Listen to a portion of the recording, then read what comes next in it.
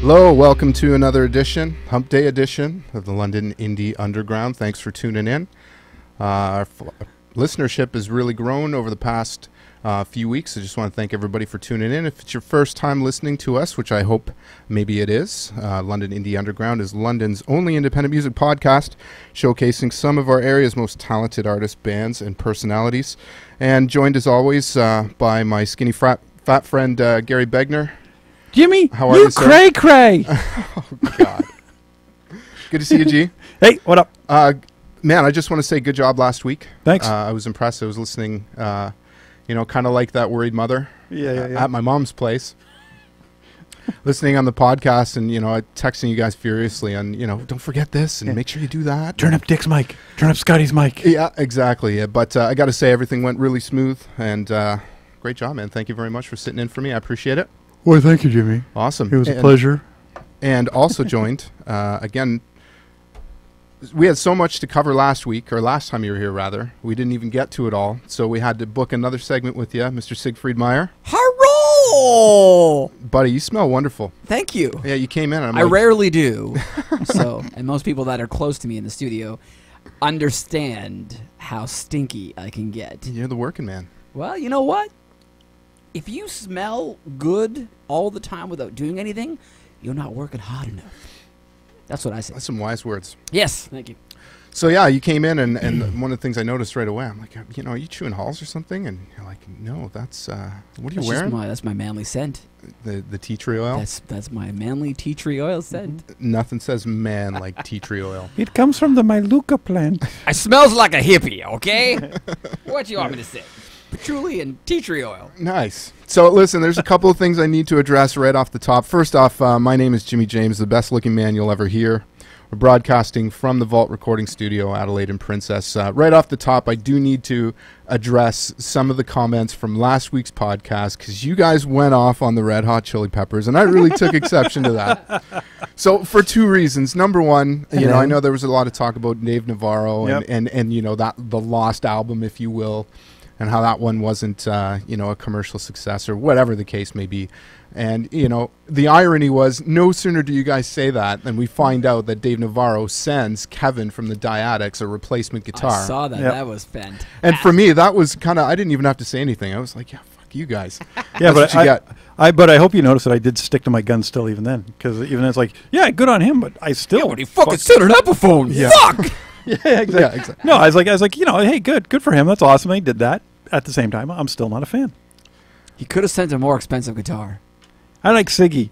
Hey, what do you want, man? What do you want? He sent a free guitar. He sent a guitar. Yeah. I don't see you got 29 guitars. I don't see you offering probably any wasn't of your even guitars him. to Let's be totally honest. Yeah, exactly. It was Epiphone themselves. Yeah, this is great for Epiphone. Let's send him one. Yeah, it was pretty. But much let's address it from Dave Navarro. Yeah, pretty much. I would have sent Kevin a guitar, but it was still awesome, regardless. Yeah. Whoever it came from, whatever. He just doesn't return my calls. Can you blame him? Not really. I got him on speed dial. Yeah. But the reason I wanted to talk about it is, well documented that I'm a Chili's fan. Yep. And, how can you not be? Well, it's true. But having said that, I do have to suggest the new album, if you've had an opportunity to listen to it. I didn't get past 1992. Yeah, I'm not a fan. Not a fan. However, the earlier Chili Peppers, Blood Sugar Sex... on it, that new album? Yeah, it's called I'm With You. Yeah. And it's missing John Frusciante, which in my opinion he's gone again? Again. What happened to him now? Well, this time it wasn't drugs, though. This time it was creative differences. I thought he was dead. Oh, you got bored. I thought he was dead. No, he's not dead. I'm just saying. No, he actually he's quite the prolific artist. I've heard some of his solo stuff. He put out weird. 6 albums in 6 months. Working actually with all terrible music. No, don't say that. Just kidding. Josh Klinghoffer, who's actually the replacement guitar player, who's in the Chili Peppers now. He was working with him. They had a side project called Ataxia, and then he went on to do kind of his solo stuff. But I guess creative differences and even Flea. I remember reading in interviews suggesting that they were having a hard time keeping up with him because he was just churning out music like crazy and not necessarily Chili Peppers style. Yeah. Because the sound really kind of evolved and took on its own life under John. But, he at least he's doing well. I mean, the last time that he was out, he went on a 2-year heroin binge. And I don't know if you've seen that Swedish documentary, some Swedish filmmaker came and they found him, and he was holed up in some West End room, like just one room apartment or something like that was all tattered. And if you look at him, he's so emaciated. His teeth had fallen out. His nails were all black. But that's how you become creative. Yeah, and he was wily, like wily. And that's when he wrote Neadralades in It, Usually Just a T-Shirt was the title of that disc, which is bizarre if you ever listen to it. But if you want to check it, go onto YouTube and pull up John Frusciante interview, and you should be able to find it, and you'll know that you found it because he looks like he's almost dead. Like, it looks like in another 3 weeks, that's it. That's the end of John. So, but now that he's out of the band, yeah, well, probably is going to be it. Well, they pulled him out of the gutter. You know, gave him a new grill, slapped a guitar on him, and said, "Let's go." They do amazing dentistry work these days. Really, I mean, evolution of medicine, man. That guy, for all intents and purposes, should have died, and he was lucky to even still be around. Mm-hmm. Having said that, you have to respect the body of work, at least in my opinion. So yeah, that's my bit. That's awesome. I just had to say that. Okay. Because I wasn't seething, but no. On the other end, while you've read my text that I sent to you, Speaking of people who should be dead, I watched a documentary the other day about Bobby Liebling. Do you guys know who that is? He's the singer from a band called Pentagram. Oh, yeah. If you go onto Netflix, and this was like on a whim, we were just looking for something, and I was like, Bobby Liebling, who's that guy? And I was like, Pentagram. I know the name, but, they were probably and they were really just whatever. They sound a bit like Sabbath from the 70s. Yeah. And they didn't put their first actual full length out until like the 80s. And this dude, you have to watch this documentary. I felt so bad for this guy. He has ingested every drug known to man. Mm-hmm. Like, he just looked awful. And it's just a documentary about him and the band. And, he's the only original member that's left from that band. And, it's just sort of his journey. And there's a couple of people that are sort of helping the guy. He's like in his early 50s in the documentary. And there's a few like hardcore fans that become his friends, and they sort of help him along, and they get him sort of back and doing some shows. But most of the shows previous were always a disaster. He would either not show up, or he'd come in during like the last 2 bars of the last song. It was just a disaster. So it's a really good documentary if you want to watch something and feel good about your life not looking like that. All these musicians, though, that go through, whether it's alcohol, drugs, or whatever, they kind of chocolate. I have a chocolate thing. Twinkies, coffee. They're a bit glorified, because everybody wants to be that rock and roll icon, But then you watch like the documentaries and guys like Slash from Guns N' Roses, where he was so obliterated in the studio that he had 2 guys holding him up so that he could record his guitar solos, and it just was actually sucking his dick, though. Oh. I thought we were gonna talk about that on this podcast. Siggy's here. There's a bit of a disclaimer, Siegfried Meyer. He might say some inappropriate things. Be forewarned. Cock and balls. That's what he's here for. I swear, that's pretty much my big thing. Every once in a while, I just talk about penises and vaginas. And it started as soon as he walked in the door. He just went right for it as soon as he got in. Exactly. I got to say, Jason Rorda is not with us today. Yeah, boo. Our local photog. He's at home riding the pine. Yep. He was mentioning earlier that he's got a ride in the pine. I have not heard of that. You never heard that expression? What is that exactly? It's a hockey term. It's a hockey term where you sit on the bench. Riding the pine. When you're not that good. Yeah. That's good. I like that. So I guess he was at work. He has a rather laborious job and might have tweaked his back or something. So I hope he's okay. It happens to the best of us. Yeah. So he's all drugged out on hopefully some legal over-the-counter stuff, although you never know. I don't know. It's Jay. Absolutely. It's Jay. Never suggest otherwise on the show, right? So, Jay, we miss you. Look forward to having you back next week so you can snap some photos. And he'll be upset to know that I will be snapping some Instagram photos. They'll look amazing. Yeah. They'll look fantastic. The best thing They'll look really amazing as thumbnails, and that's it. Yes. That's the problem. Okay, well, let's... I was just going to say that, yeah. Hey, I like bears. The bears. The bears. It's always my go. Count a potato. Yeah, I can still count a potato faster than anybody else. Potato. So to tee up our program for today, Siggy's sitting in with us, and part of the Indie Spotlight is he's going to take over the airwaves and spin one or many tracks that he's produced from bands in this area. And if you don't know who Siegfried Meyer is, you need to check this guy out. Go online, siegfriedmeyer.com.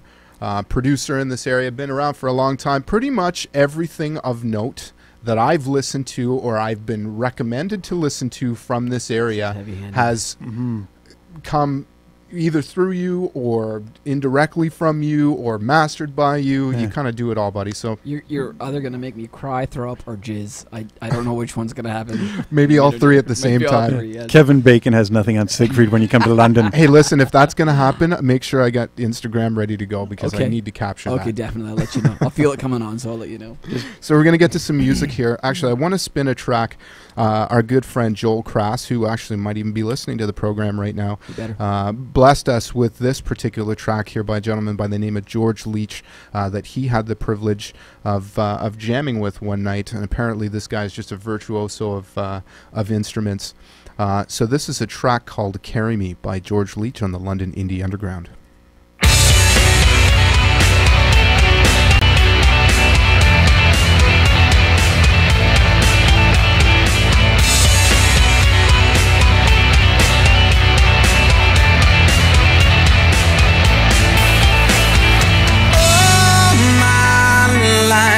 Shackles on my feet,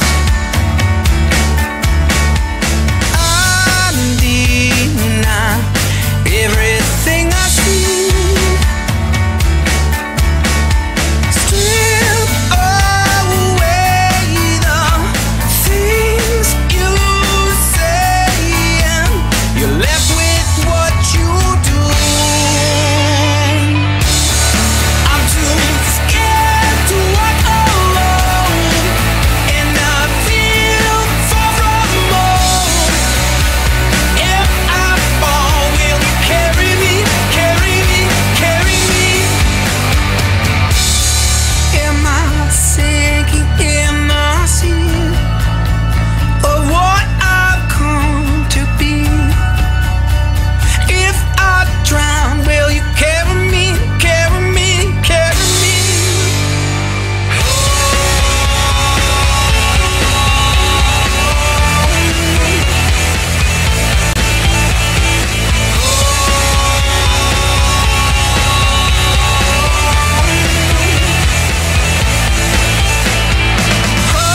Holding on when I should let go.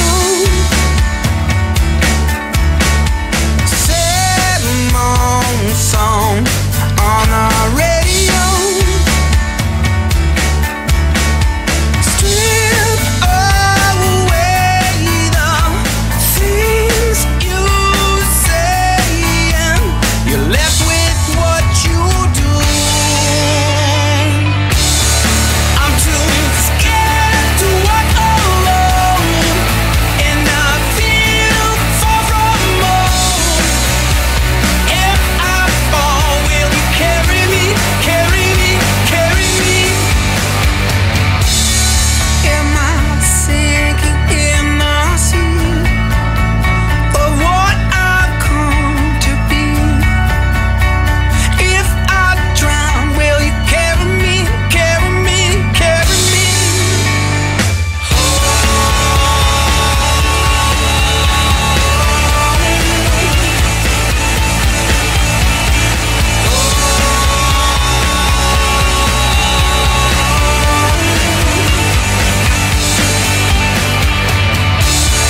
I'm too scared to walk alone, and I feel far from home. If I fall, will you carry me, carry me, carry me? Am I sinking in the sea of what I've come to be? If I drown, will you carry me, carry me, carry me?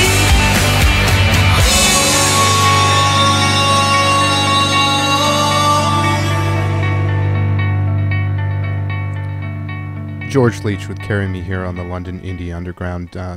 Thank you, Joel, for getting us that track, and hopefully we can get our hands on some more of his material. And even Siggy was mentioning that wasn't what you expected to hear. It was not, and I quite enjoyed it. And I mean, Gary, you were mentioning too. That's a track that you could easily hear on. You could hear it in a radio. soundtrack. You could hear it on commercial radio. And I would just like to reiterate, I really hate great songwriting. 'Cause It that's gave me still a girl we all. boner. Yeah, a girl boner. Yeah, I got one of those. Excellent. Man, you're Yeah. chock full of You are just going for it sexuality tonight. tonight. Woohoo! Jason, you're lucky you're not here because he wanted to do let me try that again. Unfathomable things to your To beard. the beard, yeah. Who did? Yeah, Yo, yes. Play all innocent now. Never. tripping over my words here. We got a couple of comments here on the Ustream page. So Already? yeah. You- So guys Michael are Brent jackasses. Marucci says, Gary, he's so fat. Word! That's nice, eh? If you could see me throwing down gang signs right now, I wouldn't even know what they meant. You're my skinny fat friend. Exactly. That I mean- one picture though, I gotta say, of you on that the couch. Stephen Hawking's? Yeah. That I is still think I my saw favorite. that one. That I one know was you. good. I know you talked about that last week, but no, for me, it reminds me of. I think I said this before, but Conan O'Brien. You know his announcer, Joel. Yeah, yeah. His old announcer. Yeah. Every time he would say something, then he'd do that cockeyed smile. Yeah. Yeah, that looked Yeah. exactly like you. It's So frightening. good on you, buddy. And Ian Gifford says, "Okay, boys, time to rock." I kind of expected that maybe Ian would show up. We've got a free chair He tonight. might still. Hey, you never know. He's You never know. unpredictable. Unpredictable Ian. He's wily like that. Wha- So How I about want to this? do a little segment here, if you guys would allow me to do this. So, no, I'm out of here. so my mom has been listening to the podcast weekly. I know she's listening right now, and she's Hello, she's Jimmy's probably mama. turning red as we speak. And I don't know about you, but anytime you have family that follows you, whether it's on the Twitter or on Facebook, and sometimes you post up things that might be a bit cryptic, that require maybe somewhat of an explanation. So I've got a little bit that I'd like to do, and I'll tee this up for you so you know what we're talking about. Jimmy, what's that mean?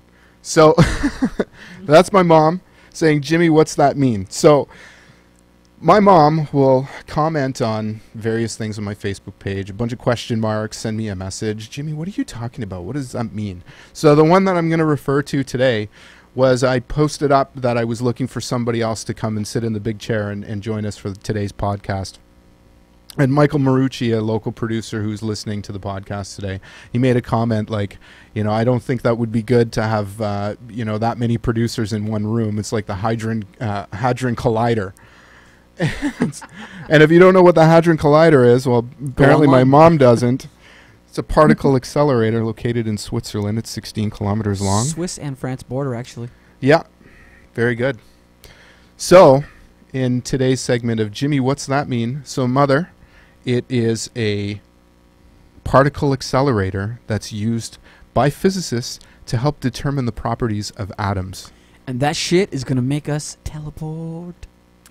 It potentially could. One of the things that they did with it, actually, is they were able to have the same matter in two places at the same time, at other ends of this collider, Star 16 Trek. kilometers away from each other, Mm. which is crazy.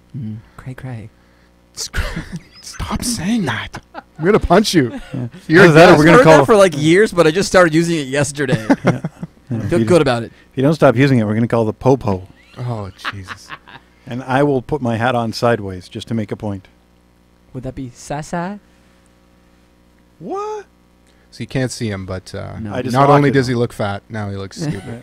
But fat is P-H-A-T. We today. have faces and bodies made for radio, Exactly. and that's why we're here. Speak for yourself, buddy. Even if you saw it, there'd be like these big black tubes in front of them. And that's where we'll stop with that one. Yes. Carry on, people. So, Siggy, what's new? What have you been up to? Oh, a little bit of this, a little bit of that. That's about it. That's about it, Yeah.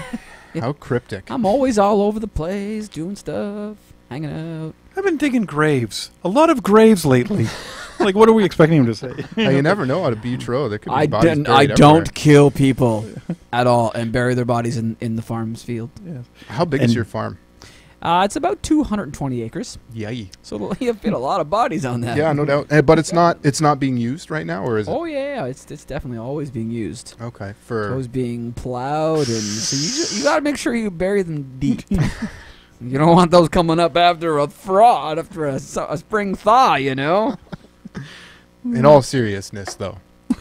I heard a really good thing a while back, and it was one of those Facebook things that people share, and it was a father, and he's getting older, and his son was in prison, And father writes to the son saying, I'm sorry, this year we're not going to be able to plant the garden because I'm getting older, my back's getting sore, and I can't dig the garden anymore, So the son decides that he's going to do, the only thing that he can possibly do to help his dad while he's in prison. He basically sends a letter to, the police that he's going to now confess and tell them where the rest of the bodies are buried. Oh, yeah, They're buried in the garden, and he basically sends a nonchalant letter to his dad, which they read, of course, and the next day all these officers come out and they start digging up the garden trying to get these bodies out. Oh, right, I did see that, yeah. And sure enough, it was a lie. So, Yeah. So there And you then go. he Now said, he can plant that's the best I could do. That's the best I could do in here, Yeah. So I thought that was funny. I Excellent. like that. Yeah, I saw that too. Yeah. I posted, I don't know if you saw, but a bit of ridiculousness. I posted up on Facebook. I see lots of ridiculousness on the internet. Yeah, that's what the internet is for. Oh. That and porno. No wonder the last 10 years have gone by so fast. It's not because we're busy. It's because we're looking at so much porno. Interwebs. Yeah. Interwebs, yes. So I posted up on my Facebook a meme that said, take a movie title and replace one of the words with bacon.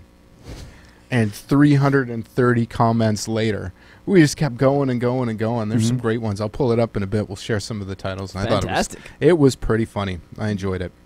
So I'm going to get to some music here. If you want to bear with me for a second. I put a call out to the gentleman in the band, the Cobrahawks. Yep. Because we had been playing Cobrahawks, them. we played with them this year. Did you? At Warped Tour, yeah. Oh, nice. They're I awesome. like them. They're good. And we only had 2 of their tracks previously, and I called out to them asking them to send me some more stuff. And lo and behold, they did. So this is a track called Detox by the Cobrahawks on the London Indie Underground. Sweet.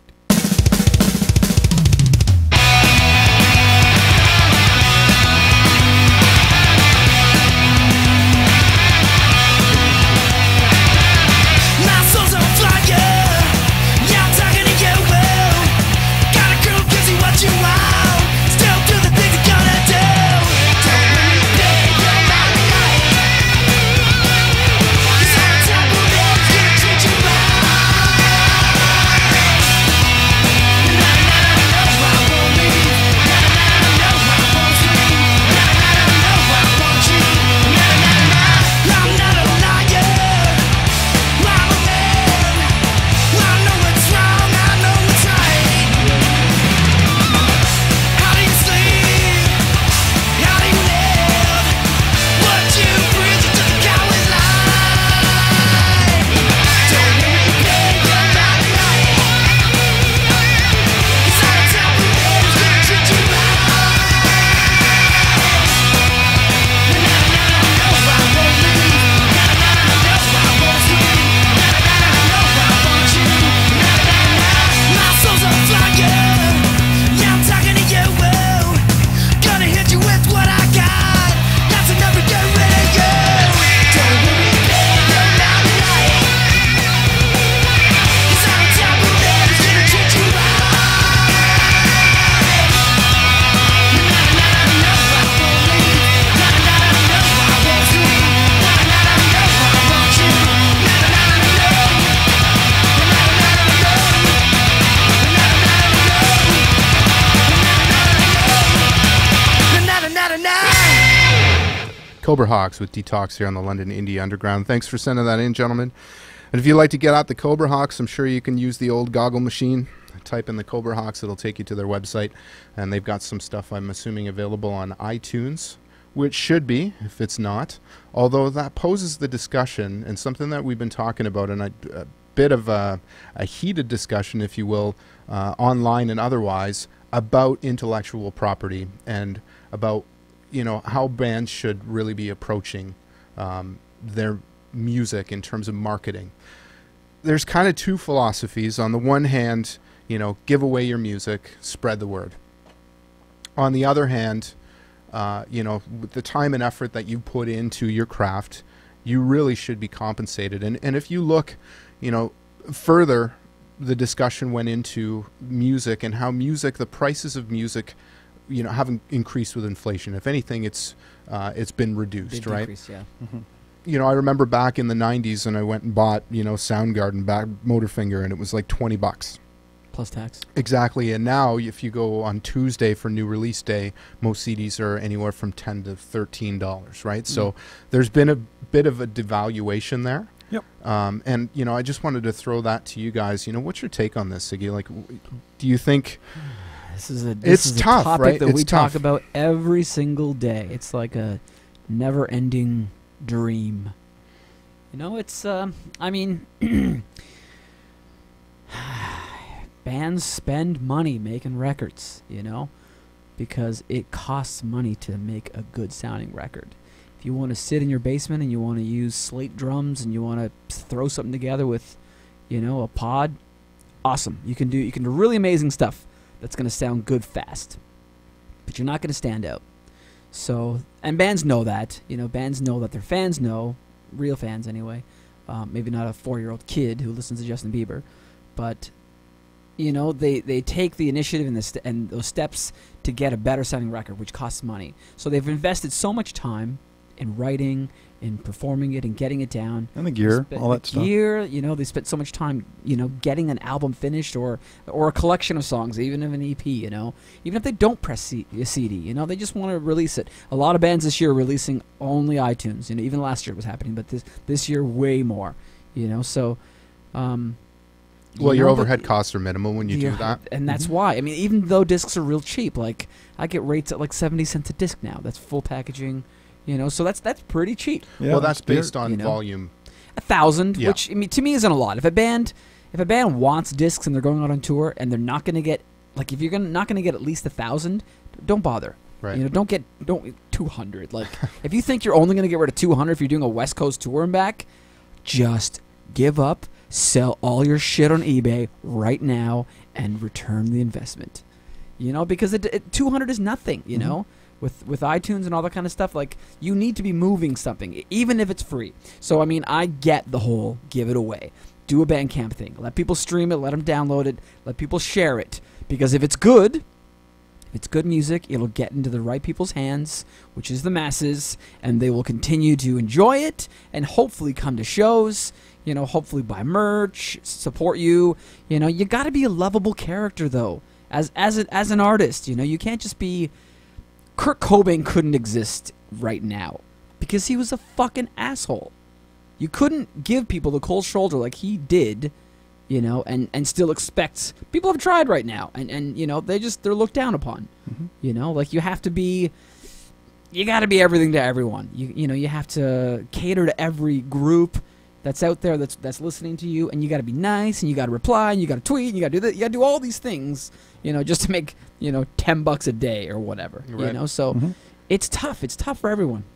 I can certainly appreciate, wanting to minimize your costs, and if you are ordering 1,000 CDs and you got the right hookup, it's not expensive when you look at the big picture. Even if you're selling your CDs for $5 or $10 or whatever, People spend more on download cards. People spend more on coffee. Well, yeah, absolutely. I don't know what you're talking Been to about. Starbucks lately? Seriously. I don't know what You you're talking A probably- band could print 1,000 discs Mhm. at 75 cents a disc, full color, full everything, Yep. and still sell it for $2. Sell a full-length album for $2, and you still more than double your profits. Exactly. You And there's something to be said, too. If you're going to play shows and you don't have a hard copy of a disc, you're going to feel like kind of a dork if It somebody is comes tough. up. It is really tough because Yeah. people will want something there. And the thing is, sometimes that's the only way to get their attention. They have a physical disc. They get in their car at the end of the show and they go home. That might be the only chance they're ever going to listen to you again. And if they happen to dig it and like it, you've got a fan for life. You know? If you have nothing to give them on the way home, you're screwed. A few years ago, we did Warped Tour with we have a little side label thing, but, and it's just helping bands and doing records for them and, whatever. It doesn't make any money and I don't really care. But we made sampler discs that summer and we handed them out with buttons and with stickers and we collected email addresses and all that kind of shit. Throughout that entire day at Warped, and this was both Montreal and Toronto, all over the ground by like 4 or 5 o'clock, you see shit. You see download cards, you see posters, you see, promo shit from labels, and it's all just trash. People grab it, look at it for 2 seconds, and throw it away. Do you think I saw one single disc of ours that was a sampler on the ground? No, because people keep that shit. They're hard to come by, too. Hard to come by. And when people take that in their car and they listen to it on the way home, and again, that might be the only time they ever listen to you, You know, but if they like it, you've got a fan. For me, I love opening the packaging and taking a look at the liner notes, and you know, because But we're old. Yeah, well, we are. We're but- old as fuck. I don't know about that. Gary might be old as fuck. Take that back. Older than the hills. So listen, this is my take on this whole thing. So, you know, if you want to give away your music, that's cool. But if you're going to give away your music, you know, it's tough for you to argue the point about the music industry and downloading and how Because it's you're just helping you're just supporting it, right? Yeah. So my take is put your music on something that people like Bandcamp, where people can go and they can stream the hell out of it. You know, and if they like it, they can go to iTunes and buy it. But if Or you can sell it off Bandcamp too. yeah. But if you are going to play a show, you need to have a hard copy or something that represents you. Yep. And it doesn't need to be anything fancy. I mean, I'll tell you, I've been to some shows where, you know, bands clearly have burned their own CDs and written stuff with a Sharpie on it. Yep. Still, it's a representation. It gives something that's tangible to people that they can pop in a CD player and they can listen to, and it adds clout to your band. Or a USB stick if that's really what you Yeah. want to do. Yeah. Because a lot of people have USB Drives in their you know, cars now. in the car, so they can just pop it in and still listen to it. Yeah. You know? You know, Plus, they could also delete it and then use the USB stick. yeah, exactly.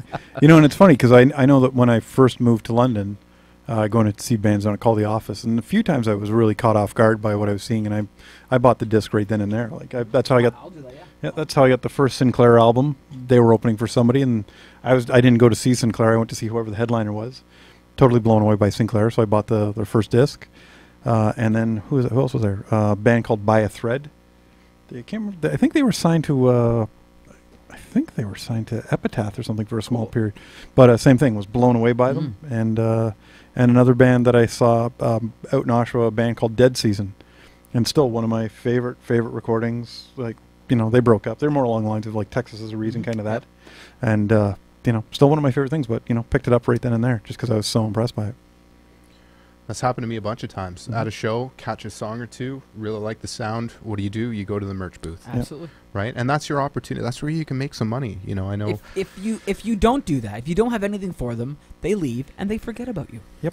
Right. You know, Like especially with so much music out there right now. yeah. Saturation. I mean, unless you're putting on a hell of a show that leaves people impressionable. Well, there's only one way to get to that point. Exactly. You know, is to slowly build it up. Right. But even then, if you're putting on a hell of a show, a lot of times that also gets people more in the mood to drink if it's a bar. And then they end up drinking, then they kind of forget what the hell happened. The the night bar before. needs your money too. Yeah. They do. So That's how they're going to pay you. yeah, Exactly. Right. And have you back. It's a vicious Well, and this cycle. is what makes it so difficult right now because, you know, some people may argue, but we are in a global recession. People have less money than they did 2, 4, 6, 8 years ago. Yeah. So when they go out, they still want to go out, but they're not going to spend $80, $100. They might spend 40 on a couple drinks. Yep. You know, so that's why bands can't sell discs for 15, 20 bucks at a show. Like I said, sell it for 3, 4. Make it easy. A toonie or 2 toonies or a $5 bill. Yep. Make it easy because you're making $5 more than you would have been if you didn't have it, you know, at all. Because you know, and that's what I always like. We talked about this before. I say the exact same thing when guys come to me and talk to me about merch. You know, getting shirts made, and they want to. They give me these like crazy designs where it's really just, you know, bravado, right? And it's Sure, like, you know, yeah. blah, and you're just like, dude, by the time you're done, you have to sell this for $25. Yeah. You're not gonna do like, no offense, Mm-hmm. you're gonna get your diehard friends that are gonna pay $25, because now you have to pay them pay $30 because you're paying $25. But you're not going to sell enough to actually keep going. Yeah, doing what you're doing. And the whole thing about it is it's much like your music and everything else. It's to get you out there. You want people wearing that T-shirt, so it brings Yeah. more awareness.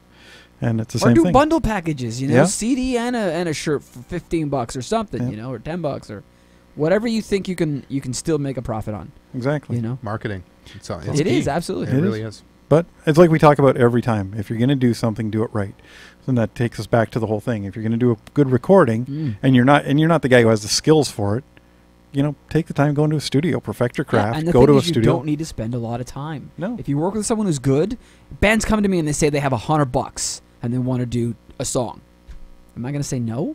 Well, it depends how much I need the $100 that month, you know, because I can whip up some crazy ass shit for $100, Mhm. you know. But if they say we've got $1,500, you know, or whatever, we want to, you know, do a couple songs or one song, like I can whip up even more crazier shit. But just because, you know, like I'm a working dude just like everyone else is, you know, and I'm not above anyone else, and I'm not above anyone else's work, you know. So you do what you have to do to make it happen, you know. And that's the thing, like being approachable, you know. Some people, I'm sure they don't even contact me because they've listened to some work I've done. They think, oh, that guy's just too much money, you know, or whatever, you know. Or look at the studio he's got. There's no way we can record there, you know. Like, that's not how it is at all. No. You just contact the person and make it happen. Well, you never know, right? Mm-hmm. You never know unless you try. No, Exactly. It's the old rule of Kijiji, you know.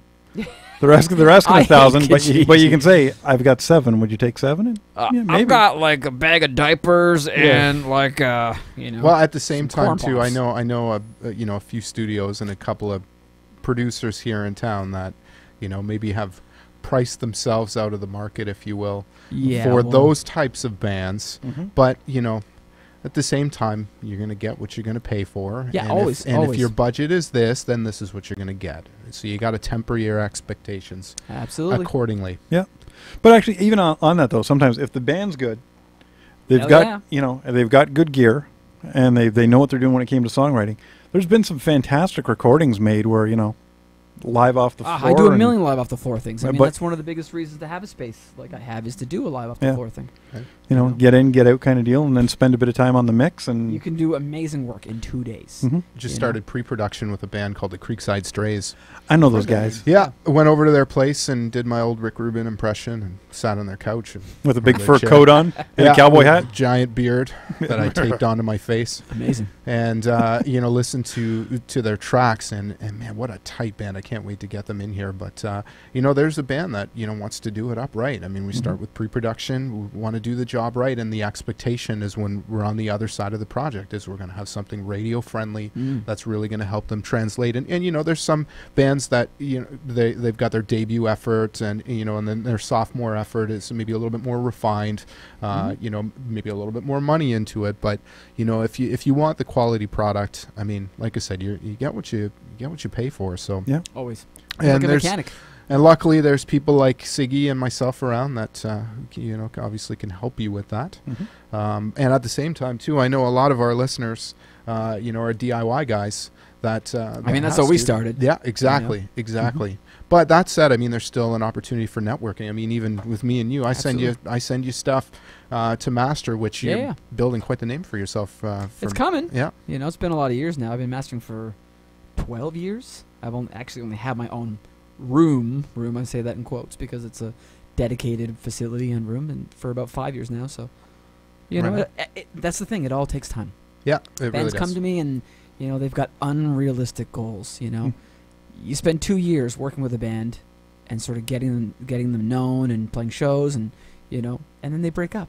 2 years. They give it 2 years. Well, if we haven't been huge and, you know, by the time we're 23, that's it. We got to go to college. Searching for Satellites just finished their record with you, They did. and I think their singer is leaving the band. I don't really know much about. I heard something very briefly, but I don't Yeah, really know. I what's saw it going on. online that he was leaving the band. However, you know, They will continue, I assume. the show must go Okay. on. Yeah. All No, right, I mean, well, those kinds of situations happen all the time, you know. So, you know, it is what it is. Yeah. And, you know, if you have that philosophy, the show must go on. I mean, but shit does take time. It does. takes Oh, time to build up, yeah. you know, like. It's any because, career like but it's that. again, it's this whole media-driven world we're in, Yeah. like X Factor. I'm just going to go on stage. Simon Cowell's going to huge. hear me, Yep. and I'm going to be the next I'll post Susan some shit Boyle. on YouTube where I'm jacking off and singing a cover of some shit, Yeah, you know, and then I'll be huge, and you know, so and so's management's gonna sign me, and I'm gonna be all over the place. yeah. Just And- because it happened to Bieber, I think it's gonna, you know, everyone thinks it's gonna happen to them. Mhm. You know, I got nothing against Bieber, by the way. I We've- love we've Bieber. seen- I actually went to school with Bieber's mom. oh, did you? That's my claim to fame. Oh, okay. Did you get with her? Is he actually we your won't son? discuss that. You should do like a Siegfried Idol and have she took the Siegfried meat. I'm kidding. She didn't. Or maybe. maybe she did, maybe No. she didn't. Ever know. Siegfried Idol. I'm enjoying that All one. right, we're going to get to some music here. First off, I want to give a shout out to the Birdman and TJ. Oh, Yeah, Mr. Tasty. They're sitting Mr. at home. Tasty. Mhm. Good And, friends of mine. Avid listeners of our podcast, we Hells yeah. definitely appreciate. And they sent me another song. Up until this point, I was wondering if Slow Down Baby was the only one. That's actually the one that I posted on my thing too. Yeah. Oh, right It's a on. good track. You know, it's funny. I go through my list of music here, and I'm hard pressed to find something that you weren't involved with. So it's the Siggy Show. here on London Indie Underground. Hey, this is Scott. Hey, it's RJ. It's Good Child. Hey, what's up? This is Dick from Two Crown King, and you're listening to London Indie Underground.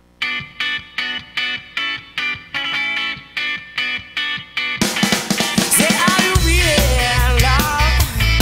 They think you're out of control, and they don't want you no more. Say they don't want you no more. You're out of control, I know. Hey, yeah, diggity that slow down, baby, diggity that slow down, baby. Hey, yeah, diggity that slow down, baby, diggity that slow down, baby.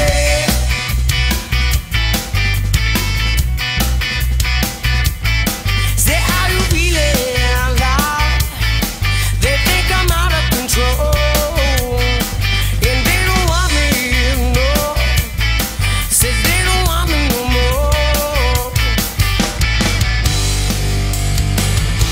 You're out of control, no. Hey, yeah, diggity that slow down, baby, diggity that slow down, baby. Hey, yeah, diggity that slow down, baby, diggity that slow down, baby.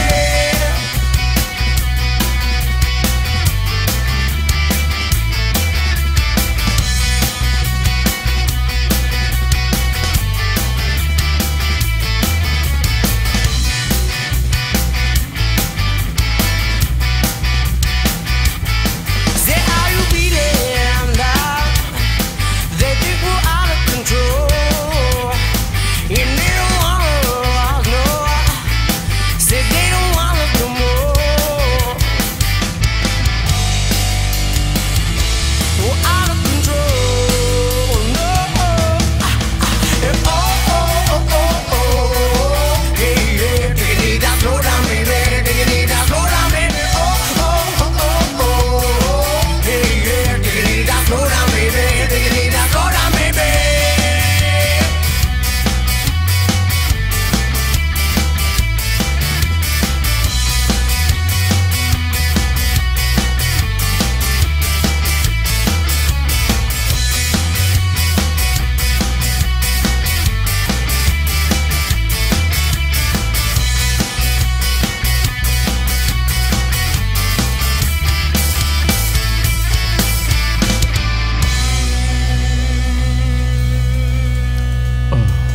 Mr. Tasty. Slow down, baby. We're going to do a double shot, Really? I think. Cool. Yeah. They're great. I love Some them. The Mr. recording's Tasty. awesome. So I think, if I'm not mistaken, and correct me if I'm wrong, boys, I know you're listening, but they just had a show recently. Was it They did. Was it their first? I believe it was their It was first their show, first and show. I really tried to make it out, and I just couldn't. Sorry, guys. You know what? You've been saying that about my shows, too, and you never come out. There's so many bands. So many bands. So little of Siegfried. Well, you do live in Goderich, so it's a little tougher for you to get here. I live a but- little ways away, but I do try to make it out. You know, I'm somewhere almost every day, and I'm all over the place. So Are you doing some work in Toronto still? yeah, I'm still there. I'm on. You're everywhere. I'm He's everywhere you Here, there, want to be. everywhere. I was in London 2 days ago. I can't remember what I was even here for. You didn't even call, jackass. I didn't. Sometimes I just zip in and out. Sometimes. Hey, man, you're more than welcome to stop by anytime. Thank you very much. If you're ever here on a Wednesday and you want to show up, and Yeah, I should do that. I should do that. I wish I'd recorded your entrance here earlier, of which I will not repeat. Yeah, that would not go over with Jimmy's Yeah. mama. This is a Oh, it's somewhat of a family show, yes, even though we well, do drop a lot of F-bombs and we do drop assortments. I've been pretty good today. I haven't dropped that. I don't think I've dropped anything today. You know what? I do have some fun here. I've been playing with these soundboards. I was kind of hoping last week that you guys were going to pop up a soundboard, but you didn't do it. No. So At the same time, it was the first time driving the boat. You know what I mean? yeah, Steering well, the ship, I didn't really want to go like, hey, let's try this. No, it's like, you know, you really settled in though after like the first 20 minutes, half an hour. oh, that's what's because Ian put his smooth. shirt back on. Yeah, what is with Ian taking his shirt off when he shows up here? Ian? Yeah, He did I was here. yeah, I know. He always says Yeah, it. he's got a thing for you or something. I don't know. He's listening right now. He's probably like, "Screw you guys. With his shirt off. Look out, crack!"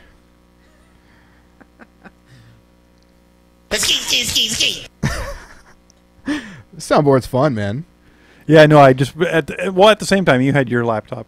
Is it in the drive or? No. You just go to soundboard.com, and there's a whole bunch of them here you can pull up. I to tell you the truth, Jimmy, I had big plans for my first show, but it got away from me pretty quick. It's all good, buddy. Well, when Yeah. you have strong personalities here, you kind of have to steer the boat. You know what I'm saying? True. Like when Siggy's here, we go until 11 o'clock because he just won't shut up.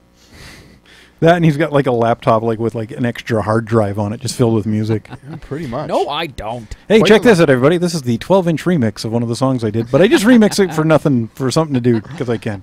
I brought my record player. Check this out, guys. All right, well, let's get to another Mr. Tasty song. It's the Wednesday double shot. That'd This be is tasty. The 3-chord song. Double shot. Oh, yeah. That was triple. It was actually 3, yeah.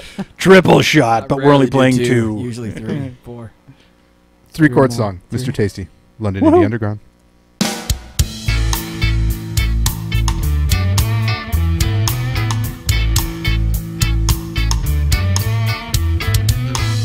Here's just 1 3-chord jam to rock your socks off, 'cause that's just how we roll.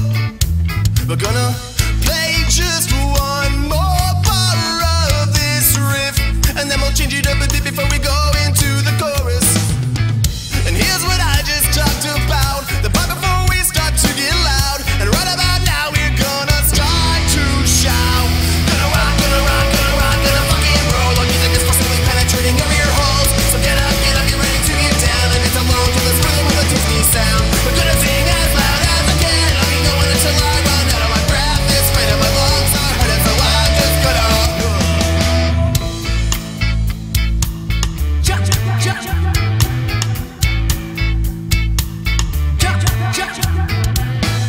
gonna make the second verse sound a little similar to the first, giving you false sense that our writing is not diverse. In fact, this is just one of many flavors Mr. Tasty has for your eardrum arousal. Doesn't matter if it's hip hop or funk, a little bit of reggae mixed with punk.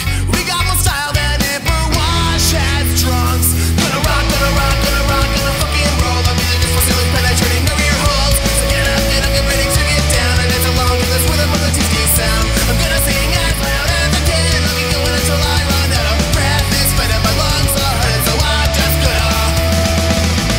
And here's the obligatory punk rock verse. I just had to throw it in to give you that woman fuzzy feeling inside, like we're the answer to all of your hopes and dreams.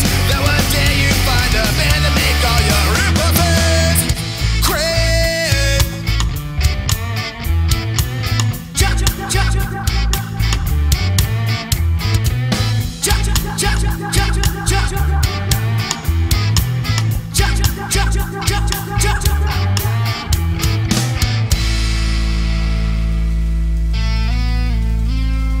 Tasty. Mr. Tasty. That is 3-chord song here on the London Indie Underground. I'm Jimi James, broadcasting live from the Vault Recording Studio at Adelaide and Princess, joined by my good buddy Gary Begner. Hello. And super producer Siegfried Meyer. I don't think I can take that anymore. No? Okay, I can. What, buddy? Yeah, I mean, you are what you are. You're super. Just swell. That was a track that you produced, which we're going to get to more of your music. Yep. But there's an interesting story about Mr. Tasty. Oh, well, You were kinda saying- I mentioned a little bit last time, but the Tasty guys, they have a hankering for the drink. A penchant for the... They like it. So, we finished those tunes up. It was a fast day. We tracked 3 tunes and vocals in like 10 hours and some shit. We're out in the country. We're in the middle of nowhere, so we usually have bonfires and together time after a session, out on the old grounds. And, of course, when some people get a little bit too much of the liquor into them, they lash out in different ways, sometimes against each other. And in this case, there was a couple of incidences. It wasn't anything over the top. It was a little. I was a little scared for a little while. I was like, "Oh, you mean you weren't like fight, fight, fight?" Inside, definitely I was. On the outside, I was like, "This is getting uncomfortable." Not really. And then it was cool, because I mean, you try to fuck with some guy who's got glasses, the fight's gonna stop real fast. Stop my glasses! Yeah. Oh my god, I can't see. That shit. I wear glasses. Happens to me all the time. Yeah. People. I mean, if I want to go somewhere and I want to pick on someone, I usually wear my glasses. Because I'm like, if I'm gonna get the shit kicked out of me, then I don't really have no one ever. You're the most. I got beat up once. Guy I got beat up once. I was in grade 5. I was walking home with the fucking worst jogging pants on, and this is probably why it happened. I just know it. Or were they were Zubaz? blue, and it looked like I had a huge dump in them. They were just like I was just a little guy, right? Grade 5 or 6, and walking back from some kind of party, back to the house, and a bunch of dudes just drove up and just, started mouthing me off, and it's just at that age where you just don't want to take it anymore. And those guys came and they beat the fuck out of me. One guy was actually sitting on me, pounding me, and the other guy I think was kicking my head. I can't remember exactly, but yes, it was I don't think it was even that painful. I don't think it actually hurt or anything, but and that was kind of it. I came back to the party and I was just like, ugh, anyone got any aspirin? I just got this shit kicked out of me. And the only other real time I ever got anything was I actually wrote a song about this. It was on the first Curtis album, but we were hanging out at this club in Stratford, and for all you Stratford people, it's Eddie's, and you may remember that place. Hopefully not. And I went to the bathroom, and I had a couple drinks, so I was feeling good, and I took a piss and went to wash my hands, and there was no paper towel. And I kind of just looked around, and this dude was just finishing his business and came out, and he was with his friend. And I just kind of motioned, like, no paper towel. Like, I didn't say anything to the guy or anything. And he just kind of looked at me with this, like, angry look, and he started to wipe his non-washed piss hands into my hair for no reason. And I was like, the fuck was that? And that's all I pretty much said, So he left first. I proceeded to go up after, and he was hiding around the doorway. And the second I exited the bathroom, he literally just clocked me in the side of my face, hit my nose, immediately broke it, started bleeding, and I was just like, I was in shock because it was just a complete, like, out of nowhere, And I went to the hospital and I had to get my nose fixed. Oh my God. So there's really only been 2 times, and neither one I fought back. I was just so shocked. I was like, the fuck did you hit me for? This is a warning to anybody else now that tries to mess with Siggy. I will fuck you up. You hit me now. 3rd time is the fucking charm. He's out of control. I will actually stab you in the heart with a trident. I swear it. I have a trident in my back pocket. You might want to lay at low. all times. You also might just not want to say that in case it happens. Because this will be uploaded on YouTube later. Everybody will be all like, oh my God, he actually did it. We have proof. The opinions expressed by Siegfried Meyer do not necessarily represent those of the London Indie Underground. Thank you. I just met this man. I don't know. All right, let's get some more music. So Yeah. actually, I'm going to take an opportunity to do a little shameless self-promotion, and I want to spin a track from one of my bands called Surrounded by Water. I've not spun this one yet, but it was mastered by you. This is off our first album, which is called Think Tank. This was the good single. record. Had some spins on FM 96 on the Indie Show, and they did a bit of a feature on us, which was awesome. And I want to share it with you guys because, it's my podcast and I can do that. This is Lacuna by Surrounded by Water on the London Indie Underground.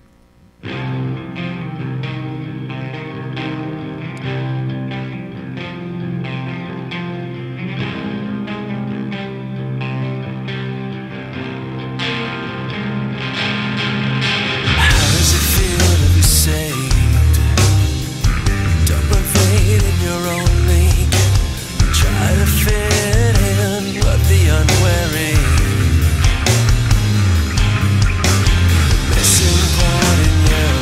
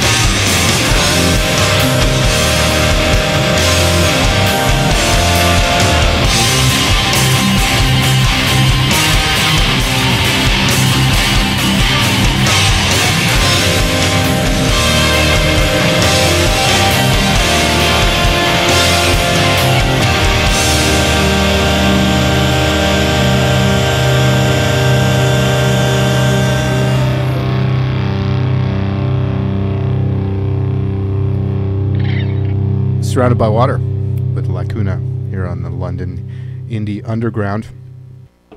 My band from back in the day, tracked that in 2009 here at the Vault Recording Studio, mastered by Siegfried Meyer. Great job on that, by the way. I'm really happy with how that turned out. I haven't heard that in so long, but it sounds fantastic in here. Yeah, man. It's these speakers. Yeah, You're in a real studio now, Siggy. Come on. I know. I didn't realize. You had this space then?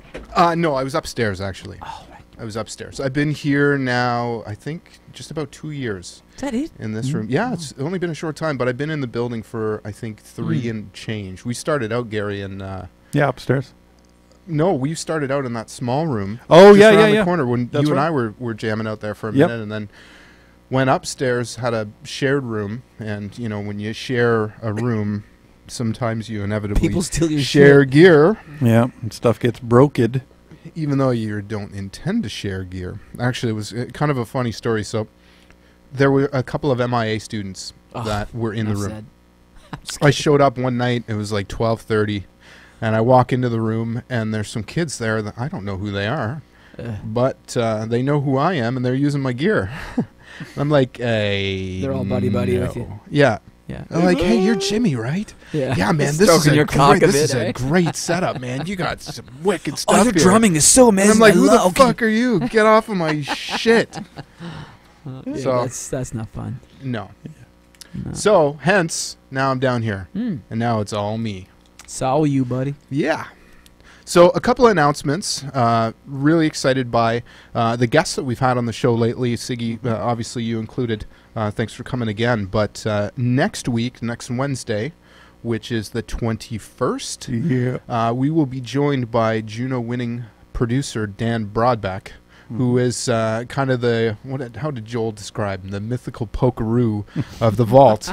Because it seemed that every time, you know, a band would come up that's come out of this market, you know, that's made some noise, Dan was involved with them in some way or another. Yeah. And I'm very excited to have him here. I know he's been teaching at, pardon me, a little frog in my throat there, at MIA at Fanshawe. He's been teaching the Music Industry Arts program, and he'll be able to provide us with, I'm certain, some insight in terms of some of the things that we've been discussing on the podcast as an ongoing thing. But really our goal here, I mean, apart from helping bands to connect directly with fans through a, you know, an alternative medium, I mean, let's face it, commercial radio is a lot more difficult nowadays to get your stuff on the air. So what we're trying to do is, you know, provide that means. There's no payola. If you send us your tracks, we're going to spin it to you. And you know, obviously, it goes without saying, I want to thank all the bands that have sent in songs. If we've not gotten to your song, we will certainly, our library is pretty substantial. And Siggy is kind of taking over the airwaves here a little bit later on, so we're going to get to some of his music. But yeah, next week, Dan Broadbeck. Yep. And then the following week, this is going to be great because we'll be able to get insight from not only the producer's perspective, but on the other end of it, we're going to be joined by my friend James Leacock, who actually works for SOCAN. And he'll be coming in and talking to our listeners about, you know, some of the benefits that bands can take advantage of through SOCAN and through registration of their music. And in addition to him, we're also going to be joined by my friend Ryan Valderon, who is the swing announcer right now at Fresh FM. And I'm interested to see what his insights are going to be from that perspective because he also does music direction. He just came back from Brockville, actually. He was, I think, the program director at radio station there. So he's come back to London, and he's very excited to be on the program. So much so that he tweeted us and said that how excited he was that, quote-unquote, the pants might come off. So it's a good thing this is an audio podcast and not a video podcast. Because if you combine the pair of them, we have Ian and we end up having got a naked dude. One Naked yeah, dude. one no Naked shirt, dude with a one no boner. pants. and one very, very uncomfortable, skinny, fat guy. Right, and so Ian's been texting me here along the way, and I apologize, buddy. I just got to your messages here, but you know, he brought up a point to kind of piggyback on what we were talking about earlier.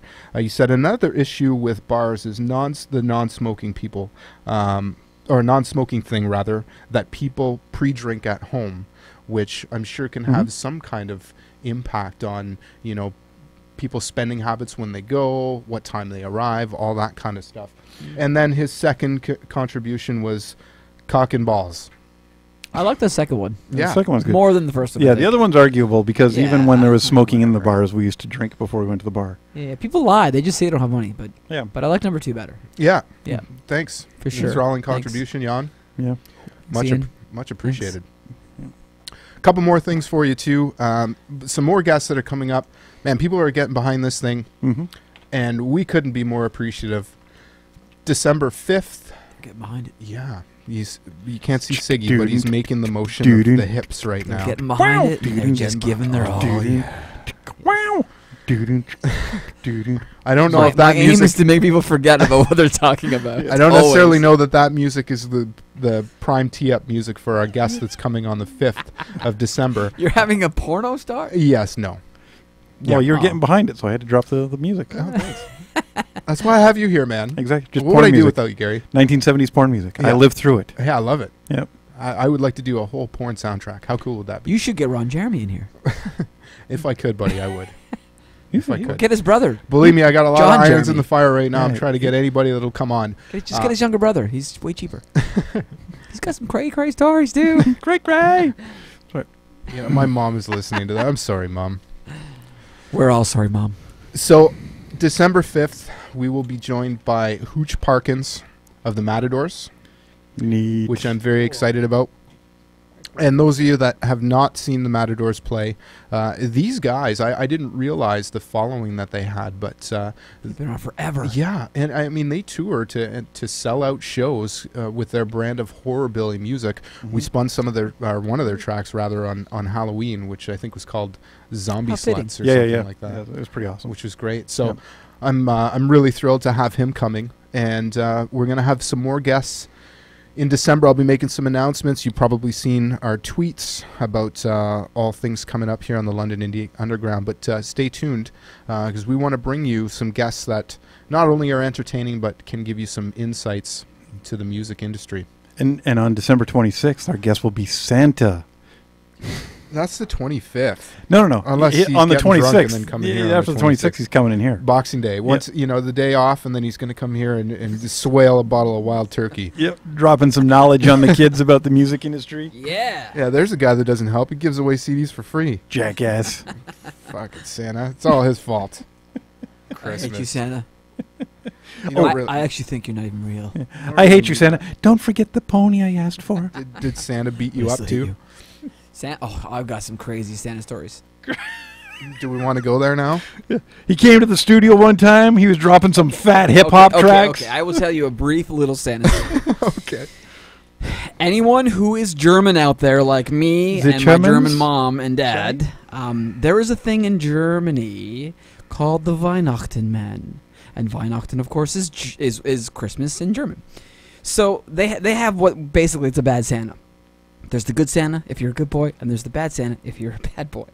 And one year I got the bad Santa, and this was when we still lived in Germany, and I was probably 3 or 4. I remember it very well. And the bad Santa is basically a guy who's got like a cloak over his face. You can't really see what he looks like. He's got a bag, and he's got a chain, and he usually comes to your place because he's picking up all the bad kids.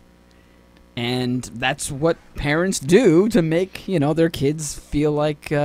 It all You know? makes sense to me now, buddy. It really does, And I remember this dude picked me up, threw me in the sack, and basically took me out of the house. And I remember leaving. I don't remember much after that. I'm pretty sure he let me back. But I remember years later, I asked my mother about that incident, and she remembered it. Yep. And she basically said, I actually don't know who that guy was. I think he might have been a friend of your father's. And my dad at the time was working in Berlin. And she's like, I have no clue who that guy was, but I'm glad he brought you back. But this is actually a very common thing over there. Like, you talk to anyone. If you ever have another German in here, you ask them about the Weihnachtenmann, and he will tell you. I'm terrified. Yes. That shit was terrifying. Well, it's You better know? than the naughty and nice list kind of thing. Like, Well, oh, you're not going to get yes, anything. You're going to get some or a lump coal. of coal or something. I Hey, would listen, rather... other than you, who's emotionally scarred by Christmas, do you know? I don't know anybody that was on the naughty list. No, I probably Your was mom? at some point. Yeah. Hey, watch it. She's listening. Oh, shit. Yeah. Yeah, she I'm is kidding. listening. Yeah. I'm kidding. And she will kill you. Yeah. And I believe she has some contacts with the naughty Santa. She might also hey, have a Mom, if trident. you The trident. fun fact, Mom, if you punch Siegfried Meyer, he will not fight back. Yeah. go for the nose. That was the old Siegfried. This is the new Siegfried. And now it's just arm swinging all the time. the windmill fighter. Yeah, the windmill. anytime you meet him, look out. Yeah. You know, I'm going to do this, and like if you throw get him in my down. way, Yeah, it's your yeah. own fault. And what if I do this? And what if I do this? Yeah. You better not. Okay. You're like eye gouging and fish hooking and everything. Any moves now. No part of the body is out of bounds for me these days. Let me tell Mr. you. Congenial will lead the attack with a kick to the groin. Yeah. I will give you the shocker at the same time. I don't care. I'll do whatever it takes to fuck you up. Oh, dear God. Yeah, Even if you're a boy, I'll still give you the shocker. I feel very uncomfortable. All right, Just saying. I'm gonna spin some music. I'm gonna spin a band here that maybe will bring things down a little bit here because we're getting out of control. This is a band called Messes and Miracles. The song's called "The House Ablaze." Is this a song to get your mom all happy again? Yeah, she likes the song. I know. I'm just saying. We just Oh, this is Siegfried, the one that Siegfried just went over the line there, Oh, saying yeah, he's going to fight Jim's mom. Yeah, and now No. we got to chill her out. Now we got to kill her all before she good. gets angry. Yeah. Well, hey man, she's probably fuming right now. It's all because of Siegfried. Sorry, Mom. The House Ablaze, Messes and Miracles, London Indie Underground.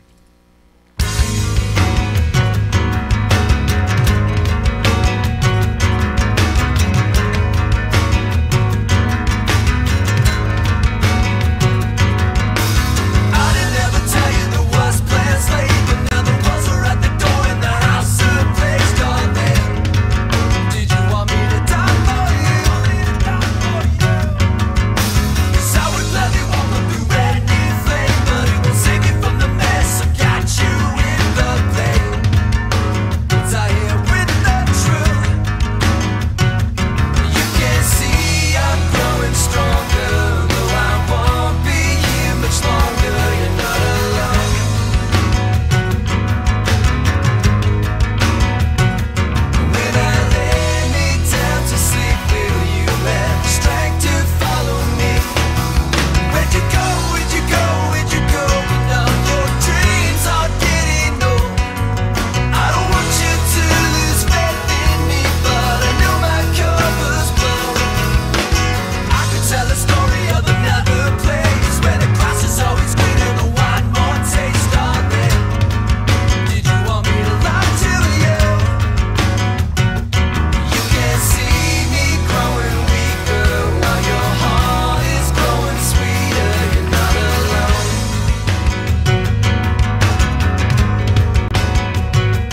When I lay me down to sleep, will you have your victory? Where'd you go? Where'd you go? Where'd you go? Now your dreams are getting old. I don't want you to lose faith in me, but I know my cover's blown. Where'd you go? Where'd you go? Where'd you go? Now your dreams are getting old. I don't want you to lose faith in me, but I know my cover's blown. Hold tight, my love. Hold tight and sleep. I believe in you tonight. I believe in you tonight. Hold tight, my love. Hold tight and dream. I believe in you tonight. I believe in you tonight. Everybody know outside. Nobody loves. I know tight and sleep. I believe in you too. I believe in you tonight. Everybody know outside. Nobody loves. I know tight and dream. I believe in you too. I believe in you to see me growing stronger, though I won't be there. Where'd you go? Where'd you go? Where'd you go? Now your dreams are getting old. I don't want you to lose faith in me, but I know my cover's blown. Where'd you go? Where'd you go? Where'd you go? Now your dreams are getting old. I don't want you to lose faith in me, but I know my cover's blown.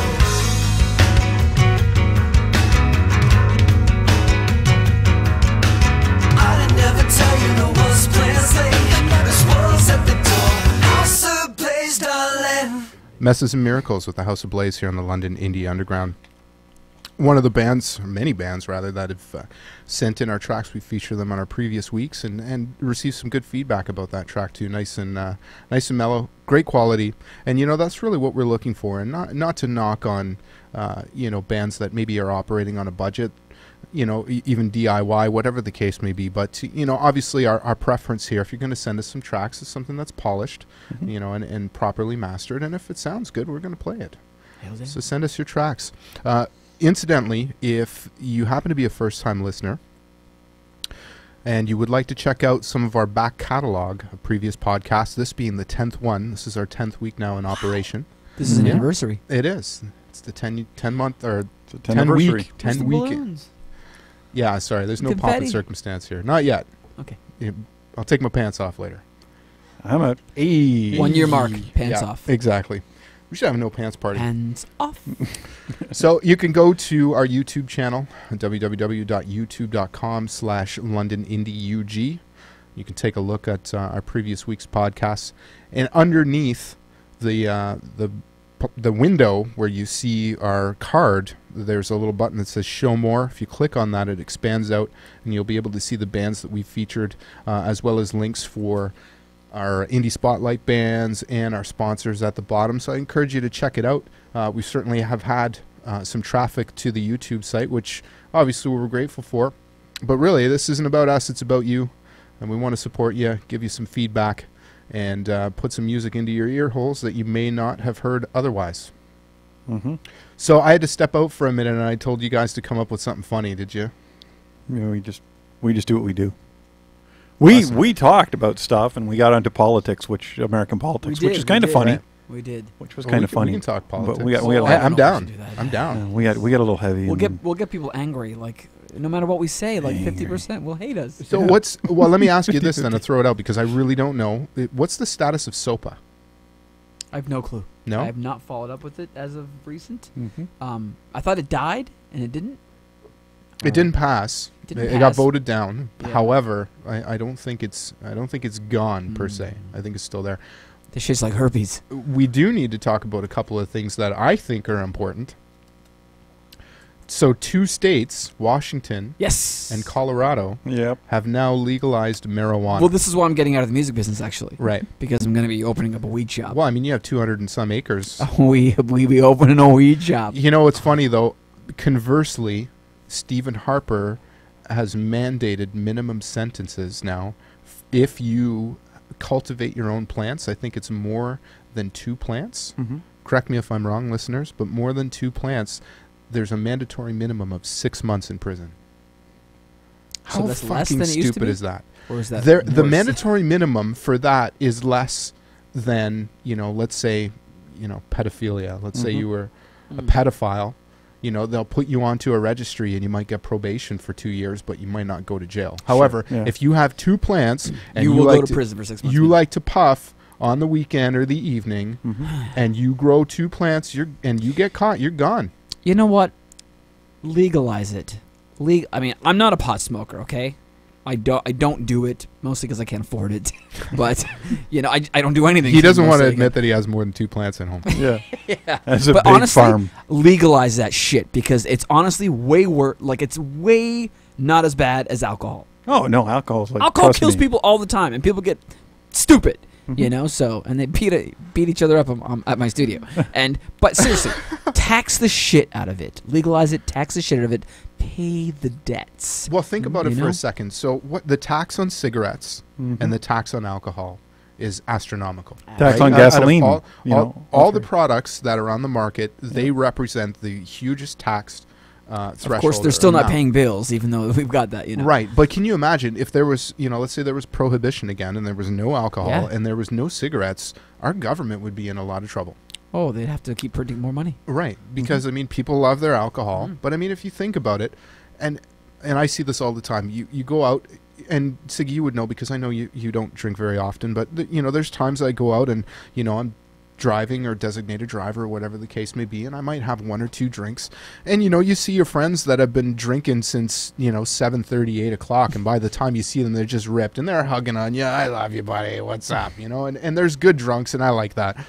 I can deal with that at least. But, it's sometimes when you're not hammered and you see people that are just whacked, you don't want to hang out with them, right? No, you You're just don't. annoyed by them. Unless, of course, you're drunk yourself and then you're hugging them back, right? Exactly. But at the same time, you see somebody that's, burned a spliff and they're like, hey, what's up, buddy? I got the munchies. They're all chill. Yeah, let's go get some And see, that's burgers. good because then they're buying food, and that's good for the. It stimulates the economy. economy, man. Exactly. So my opinion is, legalize it. I'm with you. Tax it.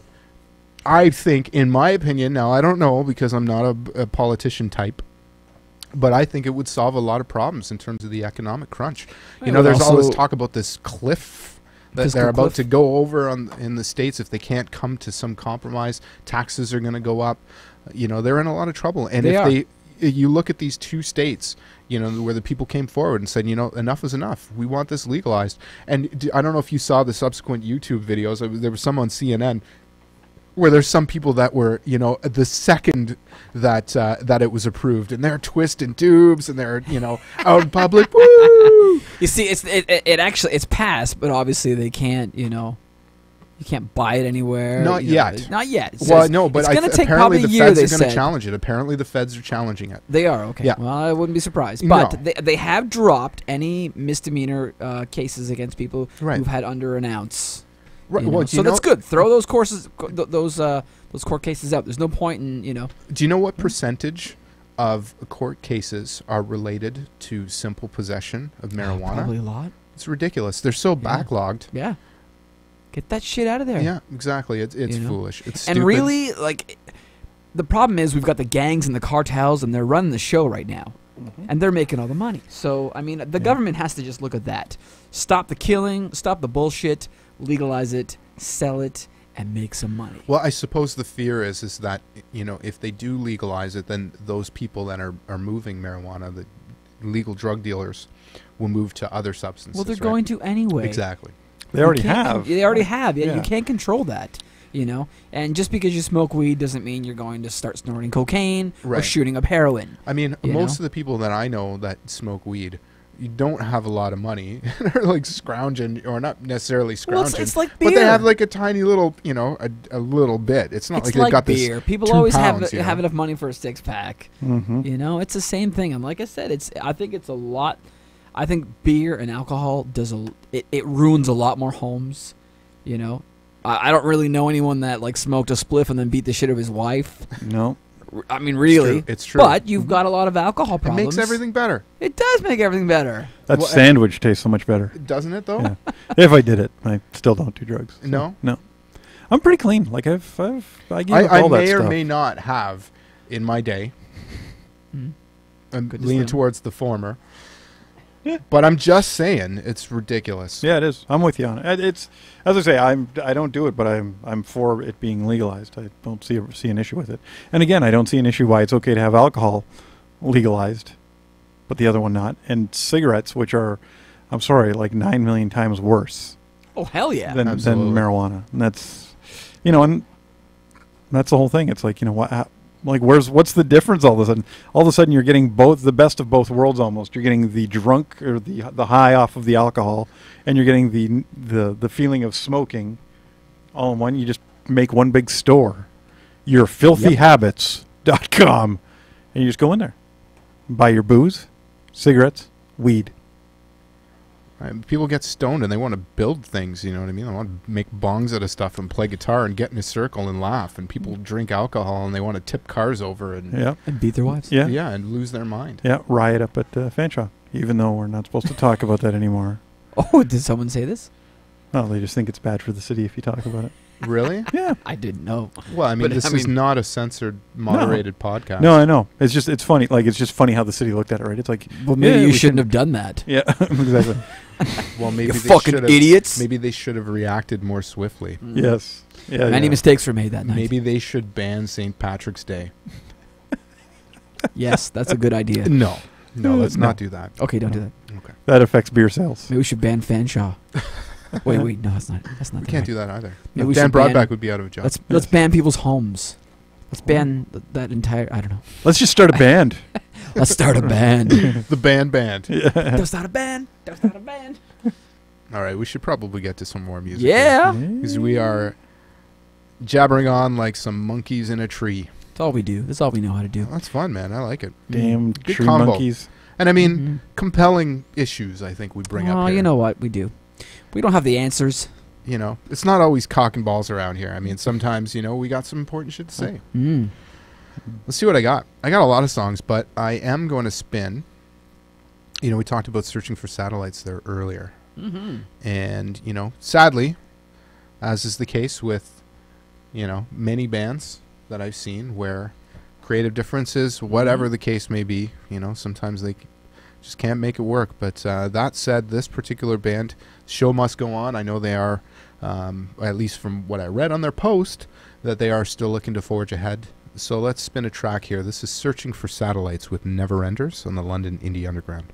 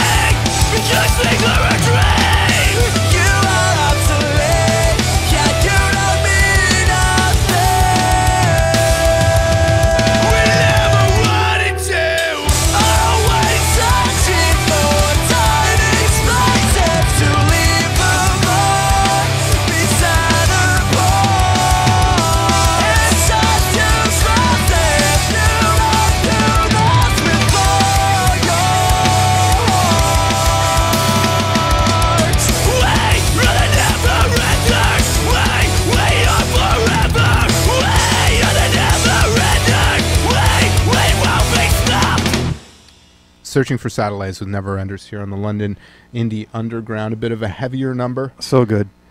But, wow, what a band. Yep, awesome. And those guys, I mean, they really built a name for themselves. That name has been around for a while. Mm-hmm. Yeah. And 4 years, maybe? 4 years? Yeah, and They they did the first EP in oh, shit, when was that? Was that April of 2009, I think, or 2010? I think it was February. I wouldn't know. It's definitely April. I know it was You know. April. I know the month, but the year's confusing me for some reason right now. It's 2012. Almost 2013. Hey, it's almost the end of the world. And they're awesome. They're still an awesome band. They are. Mm-hmm. They are. So, hopefully they figure it out moving forward, because they have that sound. They Yeah. got it all together, and great job with that recording, Siggy. Got a Thank you. text here from Mr. Gifford. I think he's recommending that you open up a store here, Gary, called Begner's Butts, or rather Begner's Beer, Butts, and Bong Boutique. I possibly could do that. You think so? I know a guy. You could set it up in your garage. No, Or- I got or too much your stuff in the car garage. hold. I have too much stuff in the car hold already. I know. I've seen your car hold. Screen printing shops, 3-headed skate sharpener, and a lot of stock. So no room for weed. No room No. for bongs, But- really. So have you guys, Siggy, you live in the country. Do you have any crazy stores out there? Is there any weird kind of off the wall multiple things under one? I'm just north of Goderich. So Goderich is a pretty normal town. I think there's not really anything that weird. See, I'm from North Wish Bay, there was. and there's at least there was some weird shit in North Bay. Oh, I So- can imagine. Probably the best, which became a bit infamous, which was right across the street. At the time, there was a bar. It was called Wilder's, which is now called Cecil's. And they've changed their format, and Wilder's used to be the live entertainment place in North Bay, apart from the Student Center up at Canada College, Nipissing University. And Wilder's is where, when touring bands came through, that's where they would stop. And, all the bands that you would be on tour through Ontario, like the Big Sugars, the Big Rex, That's where they would go. that's where they would go. And directly across the street, there used to be a pawn shop. It was called Omer's Used Guitars and Vacuums. But it gets better. Not only did they have used guitars and vacuums, but you could also bring your dog there to get a dog haircut. Oh wow! Yeah, Nice. and they sold pet food. This is Omer. Omer. As in Down Omer. Yeah, he Yeah. was this snaky French dude. That And did Omer do the grooming of the no, animals? he had people that did that. But you bring in your animal for grooming, and while you were there, you could it was a pawn shop, so you could take a look at guitars. This is pretty badass. I would go in there, and he would have guitars. He had, from time to time, he had some really nice stuff in there. But one of two things would happen: either he wouldn't know the value of something and would price it too low, or price it too high. And there's times pre-internet that I days? went in there where I'd grab a guitar where the neck was like a 2x4 and the strings were like an inch off of the fretboard, but yet he'd still be charging like $800 for this thing, and I'm like, are you fucking Did it look kidding me? good? Is that why? No, dude. It looked like it was painted with Tremclad. So you didn't base it was on horrible. looks then, obviously. So bands that would come through, they would always go across the street to Omer's because they were just in disbelief that this place even existed. And I don't know if you have any experience with any obscured shops like that, but I think that one's going to take the cake. However, that said, I think Omer passed away, and they closed up Omer's Used Guitars and Vacuums and pawn dog shops and grooming. dog grooming and pet food. Do you think he'll have a place in history? In North Bay, no question. No so question. people will remember him in no 200, doubt, man. 300 years? Hey, no, where else can you go? It's like one-stop shopping, buddy. You can bring in, if you got a dog, your dog's getting groomed, you can pick up a guitar, you can get some pet food, plus, you can browse this pawn shop Pet full food? of stuff. I didn't hear the pet food part. Yeah, you had pet food there too. Well, I mean, it makes sense. Yeah, You're- so on one side of the grooming rack, pets. there was guitars, which, some 2x4 guitars, and then at the same time, he'd have like a gorgeous, like a Les Paul there. And then on the other side, it would be like Purina. Was it like other? Was it a pawn shop? Yeah, it Like- was. Yeah, So it was other shit, like pawn shops. Oh like yeah, stereos like and, and and I never, saws and stuff. I never quite understood his whole merchandising philosophy, because you'd go to the front of the store and he would have all of this stuff like that they just wheel out and put right in the front, and it was just a bunch of hideous shit. Like, if you wanted like a bandsaw, they had a bandsaw out they there, always and got saws. and they Lots wheel of that tools. they wheel that baby out there, and $300 or whatever. They'd have Definitely not stolen. no, definitely not. Definitely not. So yeah, that takes the cake. Yeah, we'll never see it. Single tier. We will never see another store Never seen other Omers. like Omer's. Yeah, the flag was at Bang half for mast buck. that Though. day. That's. I mean, if they're gonna have a storefront, like they better have like 9 fucking businesses in there. Yeah, well, You know. really. I mean, who else? Who knows what It's else? a he was small doing. town. We They gotta sold pay for- smokes. He's cornered the market on everything, people. He tried to. Yeah. No, the and how weird. big is North Bay? In North Bay is about 55,000 people. Okay, so it's it's twice Stratford basically. Yeah. You know? Yeah, approximately. physically, like the city, in terms of the city limits and the area-wise, is quite big, and it's it is. spread out. Yeah, I mean, it's a gorgeous landscape. If you've not been to North Bay before, I mean, it's situated between two lakes, and it's picturesque. But it really has some bizarre culture in North Bay, and things that you may not see anywhere else, and you definitely won't see Omers anymore. So No. rest in peace, Omer. Rest in peace, Omer. Yeah, the weirdest one I've ever seen was and I was serious when I said it. We were driving through Ontario on tour, and we were up in the mountains just trying to get out west, and we did go by the hairdressing, the barber shop, hairdresser, and bait and tackle shop, which just freaked us out. And to this day, we still will chuckle about it, because you just think to yourself, you know what, take a little off the top, Get me some do-works. and yeah, and while we're at it, give me some of them red wigglers. You know, hey Tim, For buck. yeah. Yang for buck. Hey Tim, I think I've cut a bit too much off the top there. Just throw a couple of the red wigglers up top. No, we'll know any difference. We're all good.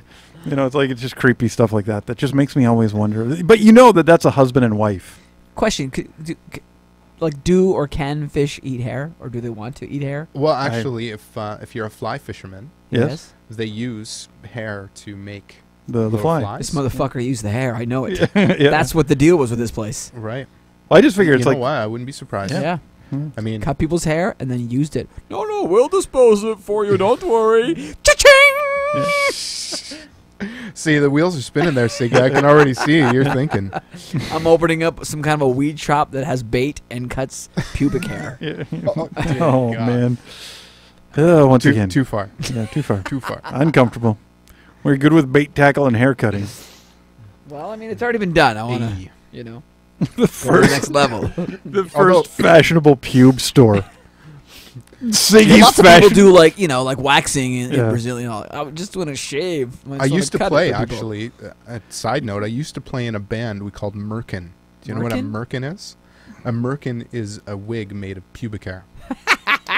I was going to say, I always thought a merkin never was a heard bug, that. was a beetle. No, Merkin. Yeah, merkin. Let's look it up. Yeah. Because, and Merkin. this is funny because when I was, well, not funny, but just A beard made of pubic hair. Yes. A No, beard? a wig. A wig. wig. Sorry. Yeah. No. merkin. Okay. Survey says. Actually, let's go here. History. Blah, blah, blah, blah. What kind of a hair would that look like? I don't know, It'd be dude. terrible. 'Cause, All I right. mean, So, yeah, the Oxford Companion to the Body dates the origin of the pubic wig to the 1450s. Women would shave their pubic hair and wear a merkin to combat public lice. And prostitutes would wear them to cover up signs of disease, such as syphilis. wait a second. So So it was actually a vaginal wig. okay, this is where I was going. I was hoping nobody was going to put pubic hair on their head. Yeah. As it, like Hey, that who would be knows, like man? a weird looking Brillo head of a. Could be a good look for you, buddy.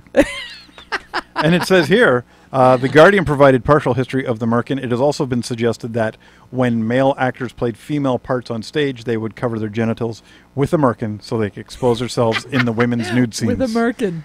Okay, so you said before hide diseases, so chicks would actually shave themselves down and Yep. then get a merkin. Get a and merkin. hide Why the fact wouldn't they that just had I don't some know. gnarly shit why, down wouldn't there? they, Like, why wouldn't they just grow something? Yeah. Which now changes everything. If we have the Canadians and the merkins. how do you hold a merkin And on the down there? merkin. Because wigs usually stick on the top of your head. Yeah, I don't know. And then if the wind Two-sided blows, tape or something. I don't know. two-sided tape on the merkin. On that, PL anybody, premium, squirt that shit on you. but anybody listening, please, if you do wear a wig, not a merkin, just don't wear a baseball hat that's too tight because that always looks freaky to me. Just saying. You ever seen that? The dude wears he's got the wig on, but then he throws the baseball hat, and it's so tight that the wig sticks out in bizarre ways. We saw. It's just funny because Allie and I went down to Detroit on the weekend, down to Troy, Michigan, and we walked by this guy, and it was like the craziest thing I'd ever seen. Well, I've seen crazier things, but that was just. Would there bizarre ever to me. be a comb over merkin? Oh my God, that would be hilarious. It'd be fun. Yeah, actually, I'd love to see that. I'd love to see somebody wearing a wig that's a comb over wig. Yeah, comb over wig. Yeah. Okay, I'm gonna go do a little bit of a rip on Donald Trump here because I mean the guy's an idiot. Oh my let's God, be yeah. honest. Like some of the shit he's been posting. Oh, I saw your post there. He's that just you liked him he's so you he's could out of berate him. control. Yeah. Like, but he apparently he claims that hair is still real. Is that actually real? It could be. It could be just the giant, the best, most expensive comb over It's ever. Like, it's a 3-story comb over, man. Yeah. I mean, I can't imagine how long it takes him to get it. So to it look is a like comb that. over. He is bald. I don't know. And it is like I I don't know, don't I'm even guessing. know. You know what? Hey, listen, Shit, I need to if know. you have He's this Donald little Trump. fact, Oh my actually God! So, I'm sorry, gentlemen. There is a picture of a Merkin. Did you just go Google Merkin and then Yeah, you went images? Wikipedia, and it actually has a picture of it. So a little. Okay, wait. Is that a Merkin? That's a Merkin. That is a Merkin. That is my a friend. really thick Merkin. Well, if you, what do you? Ma, you have a thick Merkin. Yeah, my Merkin's thinning. Looks like you got buckwheat and a triangle choke. Wow, this is most interesting. I'm not sure what this is and why this came up when I looked up remote linking forbidden. We'll just have to look at it like this. Apparently, that's a Merkin as well. Okay. It's a strange man's face on a dog. Morphed into Bizarre. a dog. Also Merkin. So it's factoid, an interesting side note. My mom just messaged me here, and apparently Omer's is still open. It's being run by his nephew. No way! Yeah. But Oh, that's amazing. in addition to that, the small town just outside of where my folks live, a little town called Bondfield, which is like 20 minutes east of North Bay towards Ottawa. And it's a town about 1,200 people. Well, anyways, one of the shops that they have is called Bondfield Burger and Bait. There you go. Oh. Burger So and bait. you can go there, you can get a dozen minnows and a cheeseburger. I'm not sure I could eat there. No. I gotta be, I can't unless the be- burgers are really cheap. and Well, I good. can't imagine that expensive. Seriously, you probably get like this charred burger. It's probably just worms. Do It's they a put worm the bait burger. on the burger? Is that possible? Can you? It's a worm burger. You know it. Wow. So here we go. They're saying Is it back to the Merkin? no. We're No, now it's on back to Donald Trump. We're on Donald Trump. He does actually cross hatching. He combs his hair over one side, and then the front Cross-hatching. gets swept back. It's like crocheting that shit. Yeah, so he's basically got a double layer going on. So and he actually because he's wealthy, somebody does his hair for him every day. Of course. Well, a little, naturally. little over to the side. If a little- Obama gets elected, there will be hell to pay. Oh, I wonder if he has a merkin. He must have a Merkin. I So would. actually, you want to hear a funny story, which kind of ties into the whole comb over thing. So, my uncle Mike is very bald, but back in the day when he was balding, well, he was still bald, but he had this like on the one side of his hair, or his head rather. So he was growing it out, and then he would comb it over, Right. and it was pretty long. I think it was like. Well, to go from one side of your head to the other Oh, yeah. side You would have need to to be have pretty long hair, yeah. substantial. Yeah. And I'll never forget, my cousin Lisa was telling me that one time he gets out of his car and he turns and the wind blows his hair and he closes the door and he gets his hair stuck. Oh, poor Oh, guy. I love my Insult Uncle Mike. to He's injury. But I mean, Yeah. if you're clinging on to scraps, you know what I mean? Yeah, just Yeah. And the it's wind a tough would decision. catch it and it would like blow it up. And Yeah. it was just hilarious, Yeah. right? yeah. Yeah. Imagine. yeah. Poor guy. Yeah, that's Good dude. But I told you it was a 3-story comb over. I knew it. Yep. 3 stories. Yeah, well, I mean, he was, swooshed Cross towards the hatching. front. Yeah. Yeah. Crosshatch right That's back. incredible. And then somebody He's said got so that, much money. Why doesn't he just get implants or some shit? Well, Instead of no- paying a no guy to do his shit. hair every day. You fucking idiot, Trump. Hopefully he's listening. yeah. I know he Because is. I know he's he got is. nothing better to do. Hey, than we to just listen lost to a any kind of listener. music. What's going on here? Yeah. All right, so I was about it's time to give get these to boys some millions. music. So you know what, Siggy? Damage. Let's do the indie spotlight, shall Oh, jeez. Okay. we? So why don't we start off? I've got some music here. You were recently involved with the Kiss tribute, right? I Do you was. want to tee this up for me? Tell us what it's about. The Kiss tribute album is put together by a number of amazing bands and amazing talented producers, and all the proceeds for this compilation record of fantastic artists is all going to Toronto Sick Kids Hospital. So it was just a bunch of really awesome people getting together for a really good cause, and that's sort of what it is. And I was asked to master the record, so that was really awesome of them to think of me for that. They also asked if our band would supply a tune, and we did. Subsequently, we did a song called "Love Gun" back from the year that I was born, which was pretty awesome. But yeah, it's just the guys in Kiss have actually gotten behind this as well since then, and they've really sort of plugged the shit out of it, and it's been all over the net. There's been thousands of posts, and it's just it's a really awesome record with a whole bunch of really awesome bands for a great cause. And so Gene Simmons is is promoting this. They are all promoting this. So there's a new Kiss magazine, and they've been talking about it, and there's a lot of push behind this record right now. So it's and I feel really honored to have been a part of it in more As you ways would, than as just you would. just as a mastering guy. It's cool that we were able to put a track on it. Right, but I mean Yeah. that's a pretty significant release for you to have Totally. something that has that much publicity behind Totally. it. You should be The proud of dudes that, in dude. Kiss heard my work. Yes, they did. That's awesome. Good That's for really you, dude. cool. All right, well, let's check this out. So all the proceeds from the sale of Yes. this is going to the Princess Margaret Hospital. Is it Princess Margaret? It's Toronto Sick Kids. Toronto Sick Kids. Sorry, Toronto Sick Kids Hospital. Toronto yeah, Sick Kids. yeah. What was the? There was another compilation that it was the. You know what? I'm Yeah. thinking Ben's song by Two Crown Kings. So That's right. That was that one. Yeah. Right, So we this discussed this that is one. Toronto. So. So Sick Kids Hospital. Where can people get it? Oh, that is a good question. I know every single band that's on it has a number of copies. And there's a couple of bands from this market. I think Before the Damned. Yep, that's correct. Yeah, because I saw John Patterson had recently That's posted correct, up. yep. I saw a picture that they received a whole whack load of them. Mhm. So you can get at Before the Damned. You can get at you, I guess, if people want to message you. That's to right. make Yeah, you can arrangements. contact me. But if you go to the websites itself, just in Facebook, just look up Kissin' Time. It'll probably be the first thing that comes up, and you can order it direct from there. You can probably get it at all the shops around Canada where any of these bands will be from. Yeah, and I'm sure you can order it online as well if you go through the website. So Do it. It's for a great cause. It's for an awesome cause, and it's And this song fantastic. turned out great. It was really well done. So let's check it out. So this is Curtis with Love Gun on the London Indie Underground. Check it.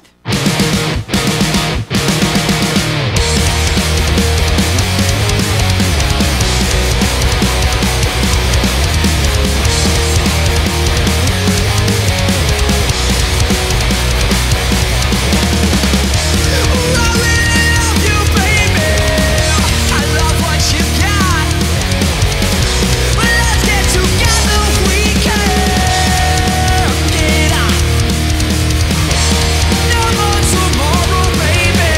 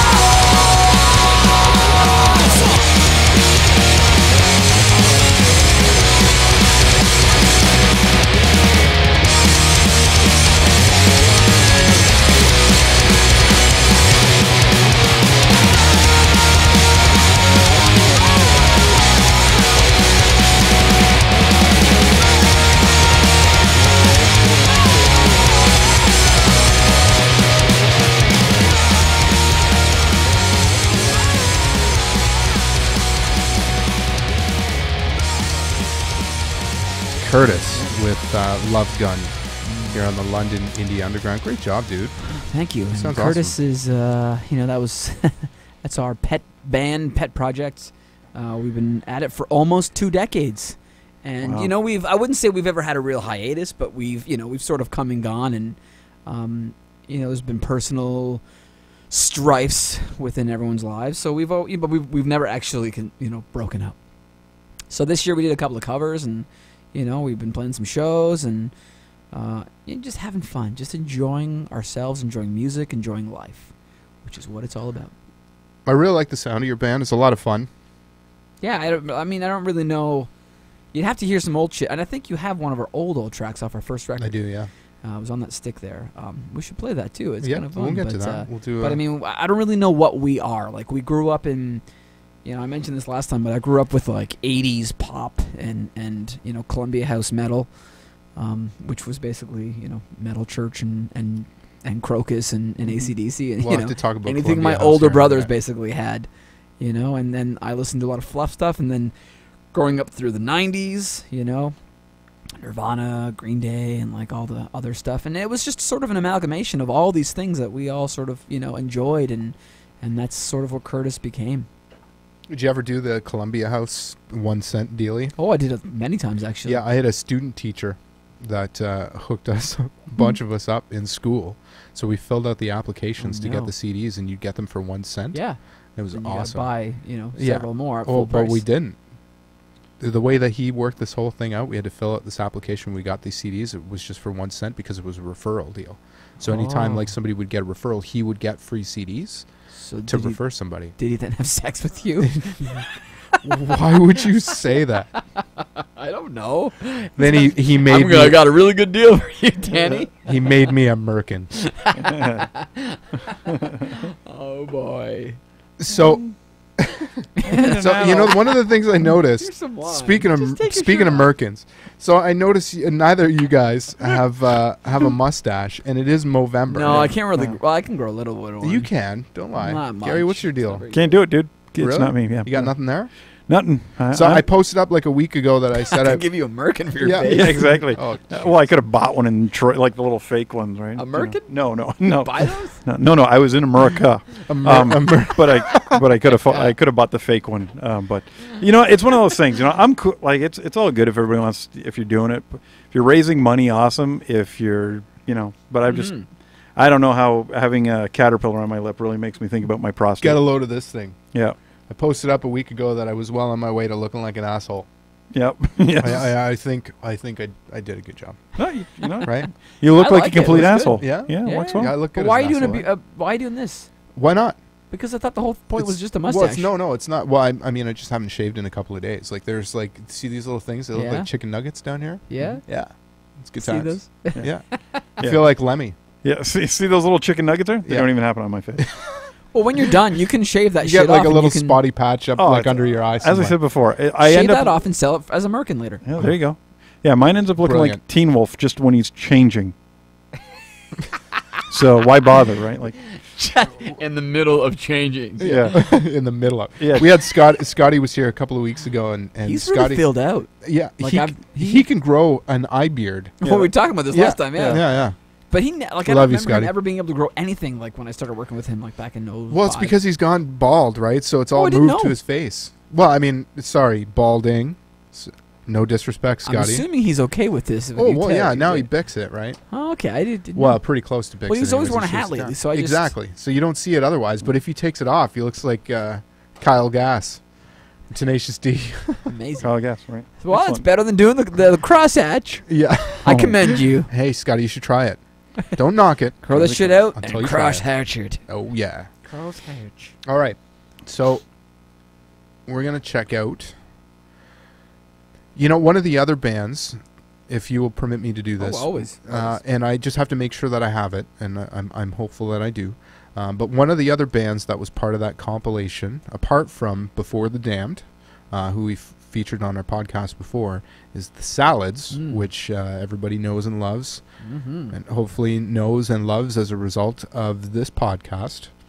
But they also did a song, which was a kind of a weird take because they did a mashup of, a couple of different styles. I mean, have you been to the Salad Show? They just played this past weekend here at Norma Jean's, which was a fantastic show. But if you've not seen them play, they do like a mashup of music where they have that real ska reggae vibe, and at the same time they have those really heavy elements. If you've not seen Dave Z play guitar before, the guy is a maniac.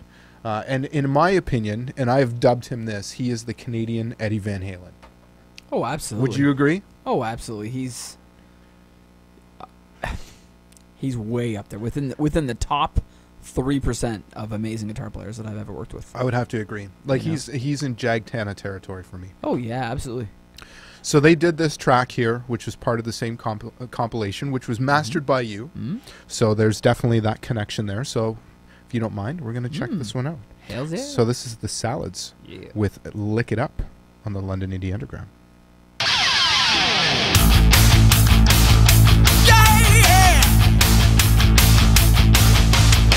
Don't wanna wait till you know me better. Let's just be glad for the time together. Life's such a treat and it's time you taste it. There ain't a reason on earth to waste it. It ain't a crime to be good to yourself. Lick it out, lick it out. Oh, it's only right now. Lick it out, lick it out. Oh, yeah.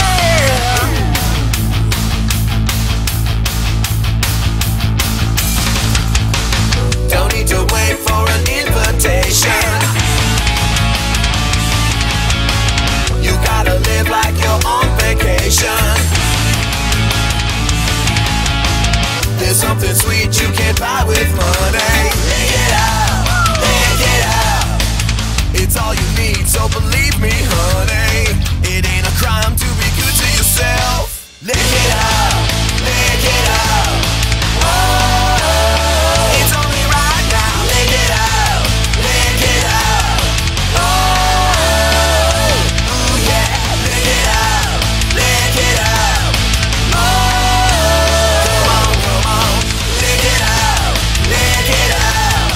Oh, yeah. It's only right now. It's only right now. Ooh yeah, ooh yeah, ooh yeah, ooh yeah. Yeah, yeah.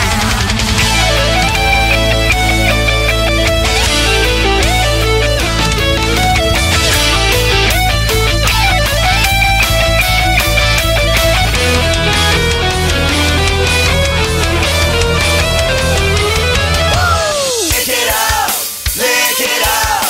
Oh, lick it out, lick it out. Oh, it's only right now. Lick it out, lick it out. Oh, yeah. Lick it out, lick it out.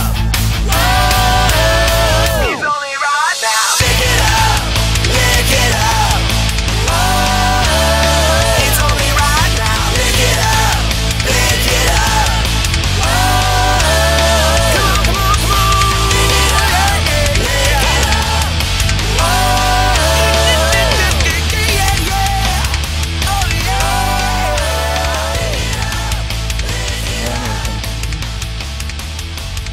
Salads with Lick It Up on London Indie Underground, which is part of the Kiss in Time compilation, which is available now.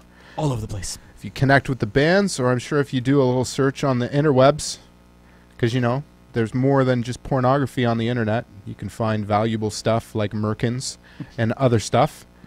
But if you do check, you certainly can find.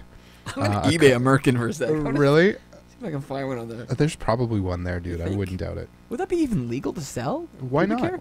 I don't know. What if I just typed in pubic hair into eBay? I've never done that. This is really weird. Apparently, this is So possible. this is what we do here at the London Indie Underground. We Lots of G strings We're wired in. have come up. I don't know what this is exactly. It's only $3.49. I don't even want to It say says what it is. almost nude, sexy black hunk in wife beater t-shirt pubic hair. Do I get him or do I get a poster of him for $3.49? Or is it just a I'm not picture sure. sent to your email? It does say 4x6, so I'm going to guess that it's a picture. Okay, so I just on Siggy's thing there, I've also gone online to look. There's a Merkin permit crab, bonefish fly fishing lure. So yeah, there you go. There's that poor girl. All these dudes are so buff. I feel like I got a lot of work. Don't say we haven't taught you anything. It's there. It is there. Pubic wigs, pussycat patch, the natural in dark brown human hair pubic wig Merkin, $29.99. I say we should buy one and just stick it on the wall. I found a book for $50. It's called The Merkin Conspiracy. I'm sure there's lots of conspiracies about the Merkin. Oh, I can't do this. I don't think it's real. I don't believe it. It was a cover-up.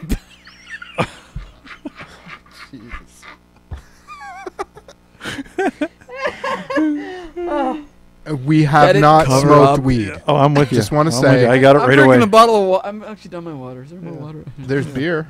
Well, I'm Yeah. actually, Do you want a beer? We're good right now. A I'm beer? going to have to pee first. But we'll Really? do that, Okay. So we'll get to some music so you can Yeah. pee. So yeah, there actually I hate to say it, there are actually holy fuck. I've never okay. There is a Merkin pubic hair, black lacy costume wig bald. That's how the guys put it up.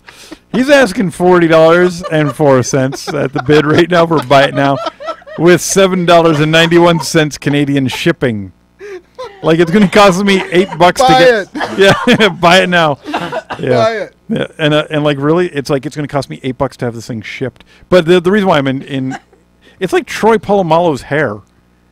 Sorry for football reference. He's the guy that does the Head and Shoulders commercials. right. But, Right, like right, seriously, right, like right. tell me, Buy it. Yes, For real, buy it now. Buy it, dude. I want to see that shit here next time I show Yeah. up. I yeah. want that here. Excuse me, Gary. I was going into the banking. There's a $40 charge, a $48 charge for a Merkin. Yeah. I've been very self-conscious about losing my hair, so I bought a Merkin. Oh my God! Look at the back of it. It's got a sticky side to it. I want to know where that came from. Look at that. Little Oh, boy. little peel and stick. Wow. That is Oh. yeah. I'm going to barf. Oh, boy. Good times, guys. At least it's not used. Yes, at least it's not Yeah. me. Slightly used Merkin for sales. Lightly used. So listen, I want to just say to our listeners, thanks for bearing with us. Sorry, we're just having fun. That's all. We're gonna go late tonight. To be honest with you, I've been thinking about moving the podcast from 7 to 9 to 7 to 10, just because with the amount of content and obviously we're having fun over here and we get to yakety yak and we want to certainly have the musical content, but we get to talking, and what are you gonna do? Hells yeah. Yeah. So we're gonna go a little bit later. With your permission, hopefully you'll join us. And as a matter of fact, I do. what did else? you find So now? the best T-shirt ever. Ask me about my Merkin. Make it. Man, I was going to say, why would he buy a t-shirt? Wait, he has a screen printing company. Will you please make me one of those? Make several. We'll all Yeah. wear them. Ask me about man. my Ask me Merkin. about my Merkin. Yeah, well, Can you make a picture of a Merkin on the shirt as well? Okay, because that'll make it way better. Yeah. Okay. I'm down with that. Yes, I like that. I'm just gonna send this. wow, To we have a whole. I'm just gonna send this to the shop. If you'd like to buy a "Ask Me About My Merkin" T-shirt, Contact us here, London Indie Underground, and we can maybe make it happen. yeah. And once you get this shirt, we will ask you about it. My God, I should take this opportunity to plug Gary's screen printing company, which is called Shirt for Brains. Yep. Which, if you can think it, they can ink it. Not You- we can print it like the other guy. Just saying. Hey, listen. Speaking of other guys, Yep. there is another indie underground in London. Really. In this city? Yes, it was brought to my attention not all that long ago. But there is another indie underground, and apparently they have events at Call the Office. Now, granted, what they do is different than what we do. They showcase more alternative and dance style music. Gotcha. However, they do have a bit of a presence here in London, but rest assured, there is certainly a philosophical difference between what they're doing and what we're doing here. Yes. And I don't take offense whether or not they came after the fact. It's like Kleenex and tissue paper. Exactly. What are you gonna do? What are you gonna do? Yes. Jacuzzi or whirlpool? Right. Merkin Or what else Merkin is there? or fake bald wig. Wig made with non-pubic hair. As Well, we- Horse hair. I got to tell you, this has been probably the most outrageous podcast so far. Mhm. I like it though. Keep Really? it coming. Yeah. This is outrageous. Ask- Well, I mean, This is a normal day for we're me. fucking talking about pubic hair wigs on Oh my God. Again, Merkin's normal day. world. normal day for Siggy. Yeah. This is actually kind of mild. I don't know right what I don't want to know where your days go, buddy. now. Oh, they go. Yeah. Hey. Merkin's world famous bar and grill. No thanks. Okay. Waiter, there's a hair in I'm my not soup. even there. There's no way. Waiter, there's a hair in my soup. Oh my God, there's a whole bunch of hair in my soup. Don't tell anyone. They'll all want some too. Yes. Oh, I'm sorry. That dropped out of my pants while I was serving you. Merkin. Merkin. Yeah. I don't always wear a merkin, but when I do, it has to be made with real pubic hair. I didn't realize my merkin was fake until I put the blow dryer to it, and the thing just melted into one big blob. I feel ripped off. I Amazing. seared it onto my skin. Oh. Okay, shirt for brains. Yep. Sorry. Custom screen printing. Gary's been doing the T-shirts here for the London Indie Underground, which, incidentally, if you happen to be a guest on our show, we're going to hook you up with some swag. But if you would like a London Indie Underground T-shirt, you should get at us or get at Gary. You can Yeah. send us a tweet through the old tweets, Yeah. the Twitter, Or if you're- London_Indie_UG, as you saw on Yeah. the card just before. He's losing it. People are talking about Merkins on Facebook. This is crazy. I know. shit. Oh, are people talking about it Yeah, now? people are talking about it. Awesome. We've started something here. Yeah. Or if you want the new London Indie Underground Ask Me About My Merkin T-shirt, let us know. We can gladly do that. Please one. make me one Yeah. of Oh, those. I'm gonna do it tomorrow because I'm printing, doing the new screens for the promo shirt. So but Awesome. I want to take an opportunity to thank Jason Rhoda Photography. We've been talking about him week in, week out. He's been doing the photos for us. He's got the night off tonight. He makes me look fat. Yes, he does. So if you want to look fat on a photo, then call up Jay. That is not the sales pitch I think yeah, he's hoping for. no. Ladies, if you want to look big, Hey. The camera adds 10 pounds. oh, that's Looks a like Jay you ate photo. 10 There you go. Let's cameras. get our minds off Merkins, boys. Oh, thank you. Thanks for that. Yes, you're welcome. So in all seriousness, though, now until Yeah. the end of the year, Mr. Rhoda, which actually is not a long time because Christmas is just around the corner, but he does have a promo, $50, and he will hook you up with some high quality photos. You know, Instagram does a great job. Let's be real here. I just posted a photo up of Siggy's mug. But if you're a band and you're looking to be pro and you want to present yourself in a professional manner, then this is the guy that you want to go see. 20 years of experience. He's been shooting bands for as long as I've known him. Done some great work. Check him out on Facebook or send him an email. $50, like I said, and he will come out. And whether it's promo shots or if you want him to do live shows, he can do it all. So make sure you connect with this guy. He's an awesome dude, a good friend of mine, and I'm happy to have him as a sponsor. Okay, so we should probably get to some music here, Siggy, because I know you're doing the P dance over there. Hells yeah. All right, so what do you want to spin, bud? I gotta. Let's play some old Curtis. Okay, what do I you got? wanna. This is gonna be funny. We'll play a track off our first I have actual 5 album. of your tracks here, Okay, including Love Gun. Do you have one called Freeloader there? I do. We're gonna play that one. Okay. This is off our first record. This was released in 1990. It was tracked in 96, released in 97. We did the 4-track. So it was super, super bare bones. The days before Pro Tools and computers. In fact, this was during a time when it was actually really not cool to even have a computer, period, in the studio. Because computers usually meant that you were either doing MIDI stuff or, fake drum tracks or, whatever, that kind of Right. stuff. Back. I don't know what you're talking about. Yeah, no, I was just gonna say. Exactly. So everything was, straight to 4-track cassette, Tascam unit, and it was all very carefully, put together because 4-tracks sound like crap, especially if you play the tape like 50 million times. Yeah, of course trying you're to get the losing, stuff down. you're So losing you- a percentage of the You clarity always, every time time you pass play through. it goes across the heads and it gets ruined, So it was funny because, for all you technical minds out there, the way we actually recorded this first album of ours, it was basically Lenny and I would lay down the bed tracks, to a stereo track. So we had a submixer for all the drums. Everything was mic'd up, but everything was already submixed. So I had to know exactly what the tones were going to sound like. Yeah, I did the same You thing. could not change the kick and snare level. You Yep. couldn't change the toms, and I couldn't change my guitar level. It's all It was pre-mixed. automatically printed hard left on those stereo tracks. So that was it. Stereo tracks, you put them up, there's your guitar and your drum mix. Period. There's nothing else you could do afterwards. You don't get it right away, you're screwed. Track 3, bass. Track 4, lead vocal with any backup vocals sung live with Lenny in the other room. Of course. With me. So, you know, and then that's it. Your 4 tracks are there. But I knew I wanted a second guitar track on the far right. Sort of double, you know, build it up. Bounce it. So, no, didn't believe in bouncing because it Played it live. basically, I played it Yeah. live while the mix was going down to Dad. Yeah. So there's actually no multi-track that exists with that extra guitar part on it because it was all straight to Dad. So I can't ever go back and even retouch those or do anything with them because they just don't exist. Speaking of DATs, I got You something know? to show you after. Fantastic. Yeah. Fantastic. I bet you it's a dat. Yeah. Or is it? Dun dun. Who dun. dat? Who Dad? Okay, well let's spin But this yeah. track. So this is So Freeloader. I mean, this is old, so it's not gonna normally sound like things you've heard. What's coming out of the? But this is old. This is the really kind of old. quality you get if you go to Beach Road. Yeah. Actually, Bring it's it probably, on, it's bring probably it the quality on. you get And- if you come to Gary's basement.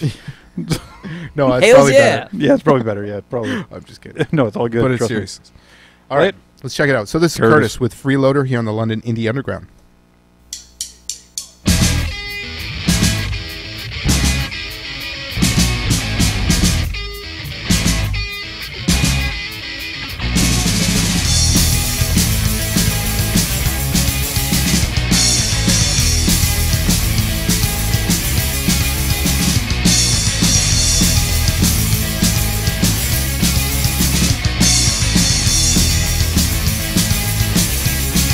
Say you let me stay just one more night and then I go away forever and never bother you. No use denying it. You want it just as much as I did, or even more. So don't throw me out your door. Can I stay with you? Can I eat your food? Can I sleep with you? You know you want me to. You want me to. You want me to. Say you'll be my cake. Don't care what you've done. I'll try to make you go away. You'll let me stay. If you get annoyed, just say those things and I'll leave you alone. I won't return unless you want me to. Can I stay with you? Can I eat your food? Can I sleep with you? You know you want me to. You want me to.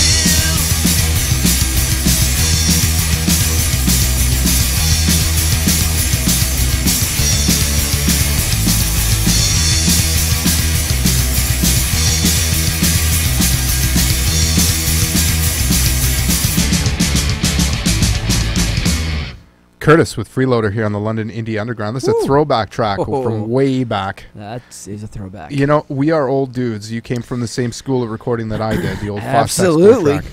Which, coincidentally, I have a 4-track cassette here that I've been trying to get out Yes, to your you place. keep I should mentioning this. ask you to bring it with you when you came in. But, yeah, I've got a legendary 4-track recording that I did from way back in the day, back in North Bay, that I would love to get a copy of and spin for you guys. And, you know, I'm sad to say that a lot of those old recordings that I did, because the same thing, I went to DAT tape after. That was Yeah. our means of mastering. And I don't have any of it. Yeah, I I've got wish I could some. play. I remember I was doing something else and we needed cassettes. And we used to use like really good Ampex tapes back then for some of the 4-track stuff. I mean, we were using shit gear, but I tried to use the best quality media, all that kind of stuff. But I remember I needed tapes, and I actually recorded over probably a third of the first Curtis album multi-tracks because I needed the tapes.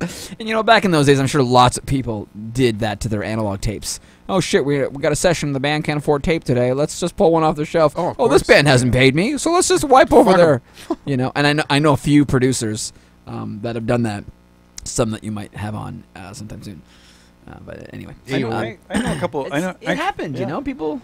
Yeah, there was you know. other studios I actually went to record that. Basically, that was part of their thing. They would have tape. Oh there if you well, couldn't that afford band's it. already done. Like they already mixed their shit, and Yeah, or it was they just- never they wanted the multi tracks Yeah, back. or they just called it rental tape.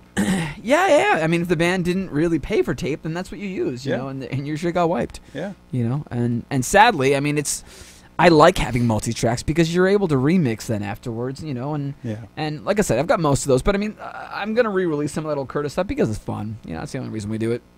But I've got the multi-tracks from the second album, so I might remix that one. But the first record, I'll just remaster it. It'll be cool. It'll be fine. It'll all be good and gravy. You know, I'm looking for the Nowag here. I don't have it. You don't have that, eh? Nope. Nowag? Yep. I have it. There's somebody cursing out in my hallway. And, Uh-oh. and slamming doors. I have it if you'd like to play it. Well, you know what? Let's tee up another song. Sure. We'll figure this out. Maybe I can, you know what? Here, dude, throw it on this jump drive for me, and then I'll copy it over. We've had a request for it. No, here's yours. Sorry. Trade you back. Thank you. Hey.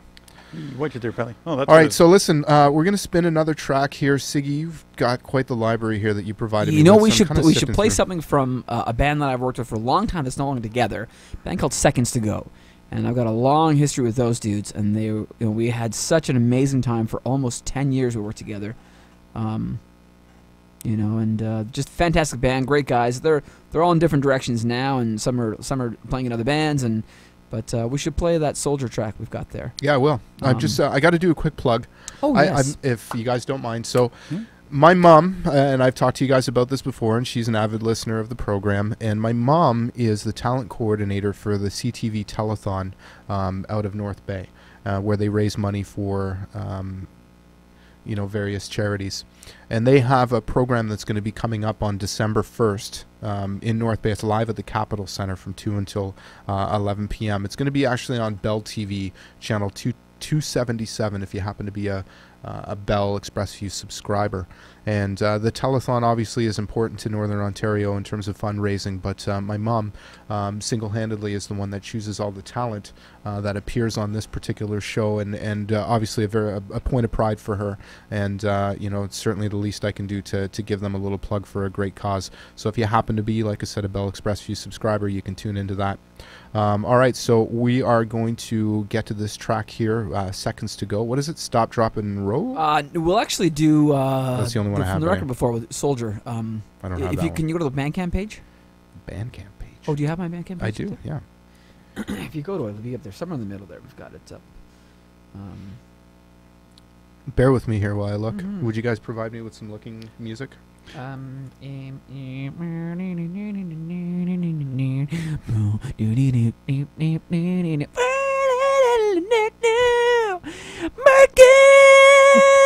every day. How's that? Yeah, man, I'm Is that good. right? I'm good. Keep going. I still can't find. Merkins. What, you have a lot of music on here. Merkins. Merkins. Dude, I'm going home tonight and I'm going to write a song. Dude, I can't I'm find it. writing a Merkin song. Please you go do. in the middle. I'm in the middle. If you go, let's see, 1, 2, 3, 4, 5, 6 rows down from the top. And then second from the right. Soldier. There it is. And this is off the first full length I did actually with these guys. And this album was released 2006. Released basically right around the same time I built Beach Road. And the boys did come out for a few more times afterwards. We did another EP after that, which was fantastic. But yeah, this was probably one of the most popular bands in London around the mid 2000s. You know, they did a lot of work. They did a tour with Face to Face and My Chemical Romance back in like 2004, I think it was, or early 05. So, they had some good breaks. And as it happens with a lot of bands, eventually things sort of move into different directions. But we'll always have the memories. Yes. This is Jimmy Mama, and you're listening to the London Indie Underground.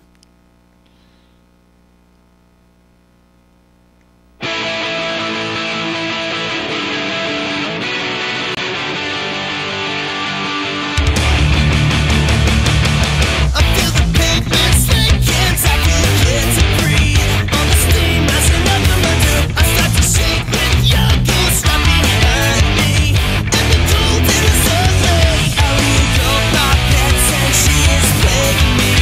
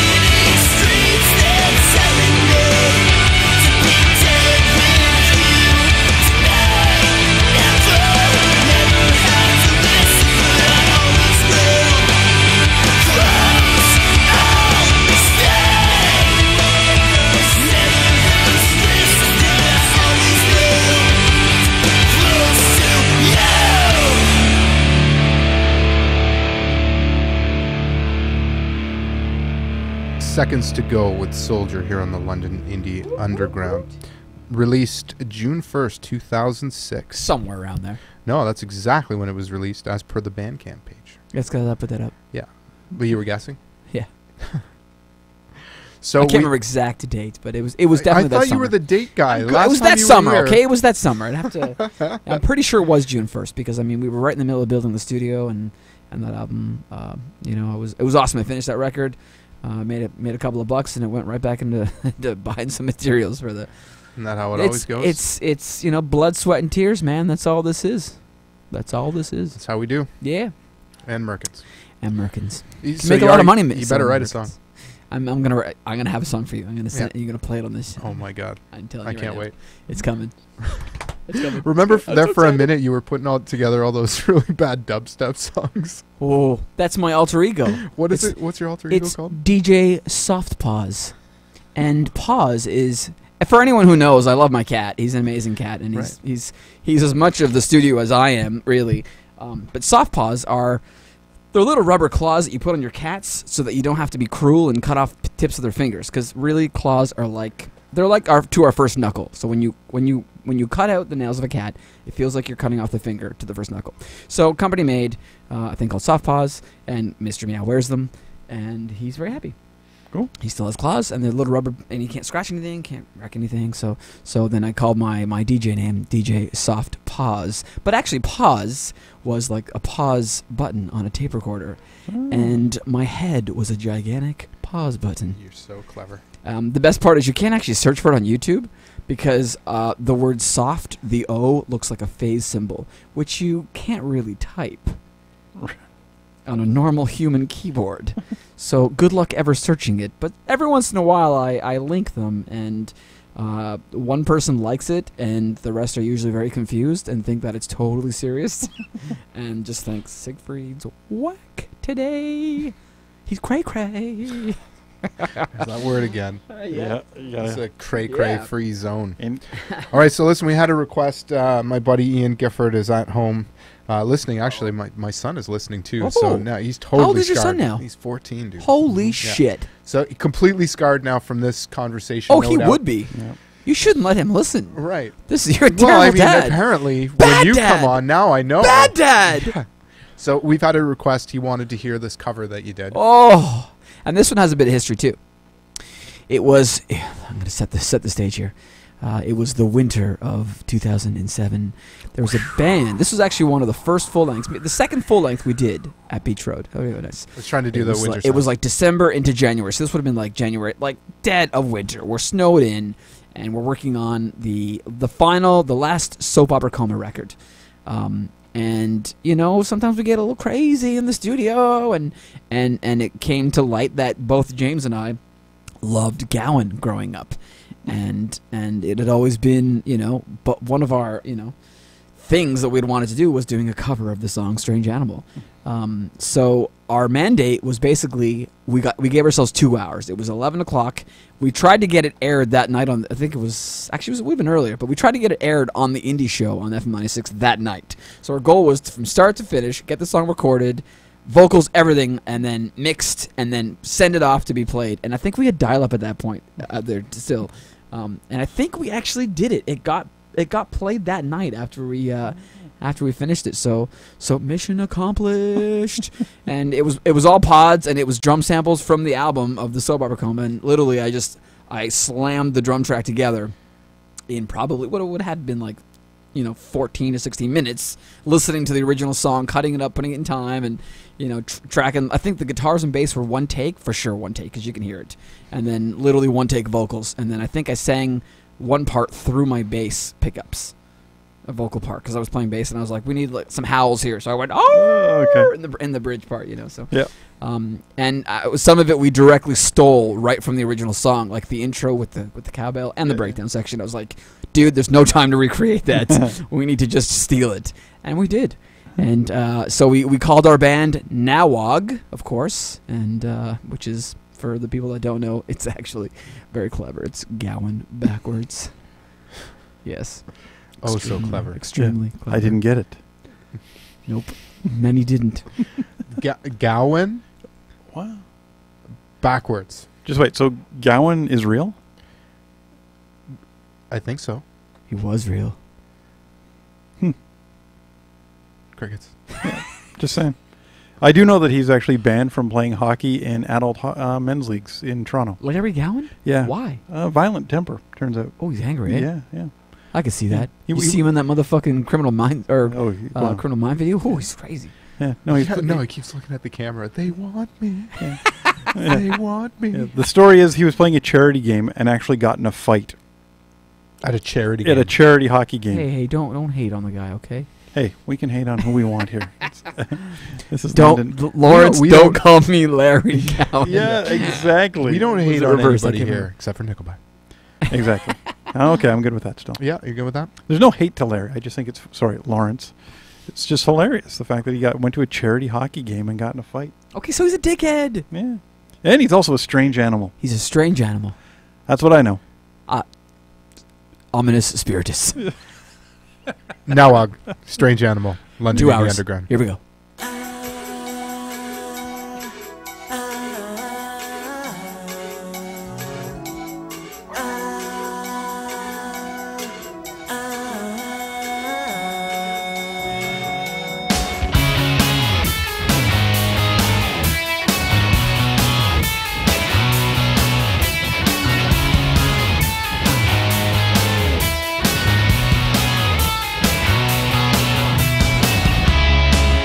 Well, they say I should approach you with caution,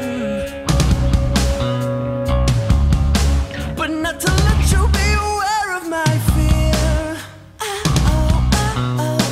Never know what you find. Don't understand your kind around here.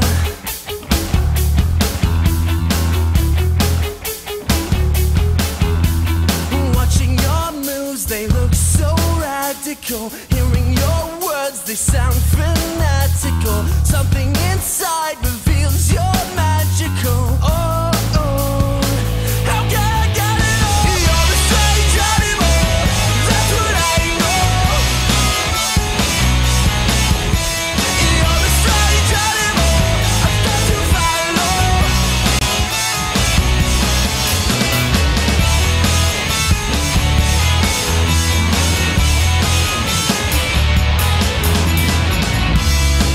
They've been trying to stick it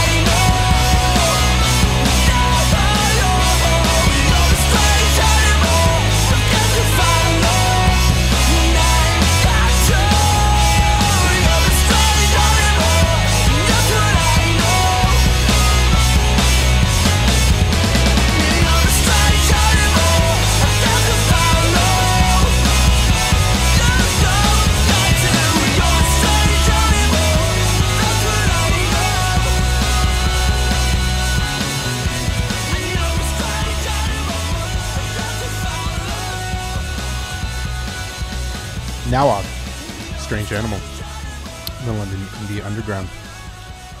That's a great cover, man. 2-hour cover, my friend. 2 hour. We spent 2 hours, yes. We weren't allowed to spend longer. That was the deal. We could take a 2-hour break and from work and and be productive. You know, I'm venturing into a lift cover project myself. Which Ooh, you might have seen very the nice. post. And among songs, I've got a couple that one's done, one's just about done, which I'm going to feature on. It's a Deftones cover, which turned out really well. But we are going to be rehashing some old 80s classics. Oh. I don't necessarily know that we'll do some Gowan, but maybe some Aha. Maybe some Mr. Mister. Very nice. Who knows? Very nice. Yeah, psychedelic excited. furs. Yes. No. No, you're talking 80s here. Mm-hmm. And a Pretty in Pink. Actually, I just watched that last night. See? Strange. He knows what I'm talking about. Oh, yeah. I'm going to spin a track here. Oh, yeah. So we're going to get to more of your stuff. Oh, yeah.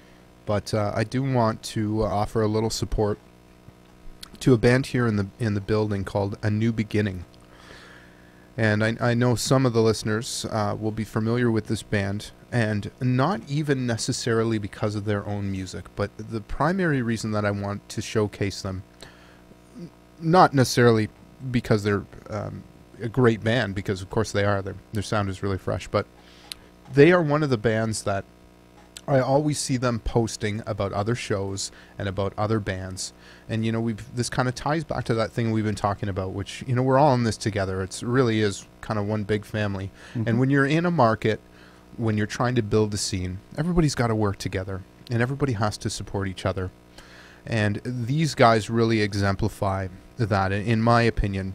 And like I said, I always see them posting about shows and about other bands. And it's, you know, really that circle of support, and I think that's really key to success in our market. So I'm going to go ahead and spin one of these tracks. This is A New Beginning with Good Heavens on the London Indie Underground.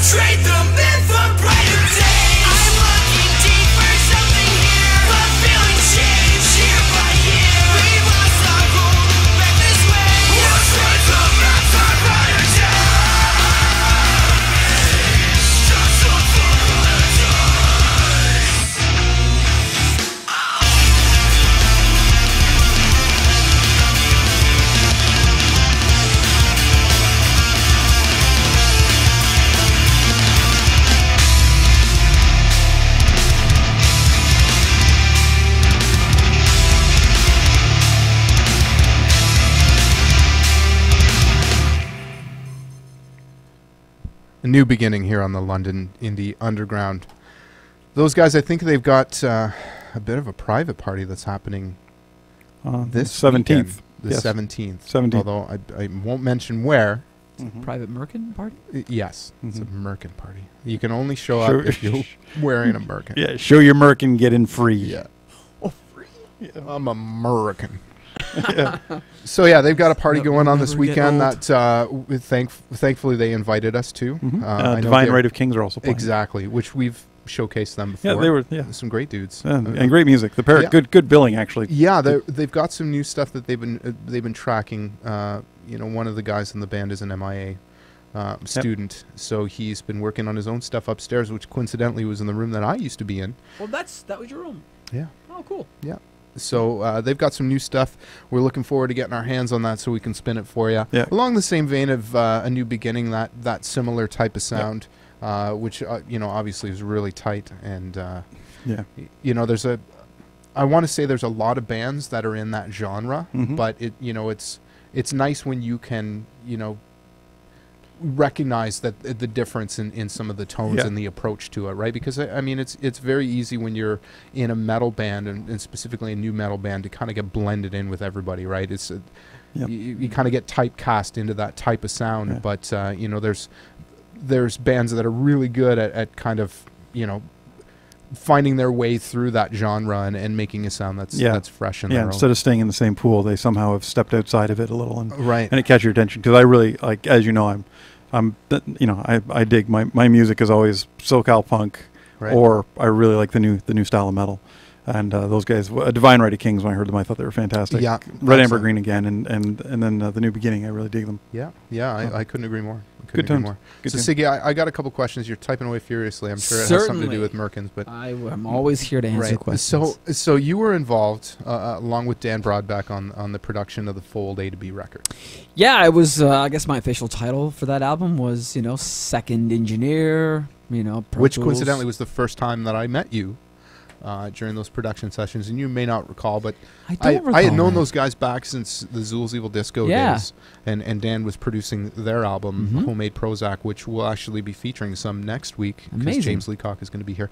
Having said that, the name Dan had come up after the Headstrong sessions, Mhm. which Yep. is what led the Salads to do some And tracking. I remember when we all met at that show called The Office. Exactly, which Yeah. I was there. You were there too. I was there. Small world, right? Yeah. So, I have some questions about that. And one Okay. of the questions that I have on the album, when you get to the end of the last track, which is Oh, yes. Come Around, Oh yes. and approximately 12 minutes into the cut. This is the part that allmusic.com says that there's extra stuff after the last track, but it's not worth listening to. Really? I remember I saw that years ago. I giggled. So those of you that don't know, and I talked about this previously, so there is a fart montage. There's a bunch of things, I think, isn't there? Right, But there, one of there them really is is a bunch of montage, samples. yes. And so I wanted to ask you, so Okay. how did you I will guys, set the record straight. was there a microphone that was We set up? okay, so the album was basically recorded over the course of a year. The band will come in for a weekend and do 2 tracks each time. So, every month or something, or every 2 months, they would come in and do that kind of thing. So when it all came down to it, all the tracks sounded a little bit different. So we had decided that we were going to remix the whole record. I think almost all the songs were remixed over the course of a week. So they booked a week, we went to town, and we started mixing. During the course of that week, the band was there, and we had set up a microphone in the lounge upstairs just outside of the control room, and it was designated as the fart mic. And Dan's got lots of fart stories because they did many Oh, and fart I'm going to things. ask him. Yeah, the Gandharvas is another great jar fart story that he Right. could do. It's just, they're hilarious, So this was sort of this version of that. And anytime someone had to fart, we would actually have a track in every session in Pro Tools. There was a track that was always muted. That was the fart track. Okay, so or we'd open up a session, dedicated to that. Be like, I got a fart coming on. I'd be like, ready the truck. Someone run and be like, Are you ready? And be like, rolling. And then they'd rip a fart into this. I think it was a Shure stereo mic. A pretty nice, expensive one, Was actually. it promptly discarded? No, and I don't recall, but I think there was something that happened where the guy who owned the studio found out that we were using that specific mic to fart into. I don't think it was totally stoked about it. But yeah, so we got a lot of farts together, and then And then Dave used those farts with Fruity Loops and actually started to create like a collage of all the hooks of each track off the album using Fruity Loops and fart sounds as the drums and the instruments. And I think that's on there at the end. And there's individual farts, and there's just, I haven't heard it in probably 8 or 9 years. I think Dan makes a cameo on it too. Yes, I remember there was one that he did. Yeah. I feel like farting to this mic right now, actually. I'm so turned on right now. We'll ask Dan about it when he gets here. Please do not fart into my microphone. I might actually, now that we've talked about this so much, I might have to actually fart into this mic. Hey, buddy, if the mood strikes you. Yeah, well, and you've got this on tape, right? So this Let it rip, buddy. The mood strikes you, I never bring the mic back. I think that was the sample. Yes. Farting into a mic is pretty amazing because it never usually sounds like... It doesn't sound like a fart in the room, because, I guess it's like drums, right? You put one mic in front of a drum kit, you're like, well, it kind of sounds like drums, but it doesn't really sound like the way my ears hear it in the room. Are you going to put like 8 mics in somebody's ass? I think, you know what, if you're going to mic up a drum kit with like 12 mics and like 20 room mics or some shit, you better mic up that fart with at least 15 mics. To really get the proper representation, you need directs, mids, fars, Wow.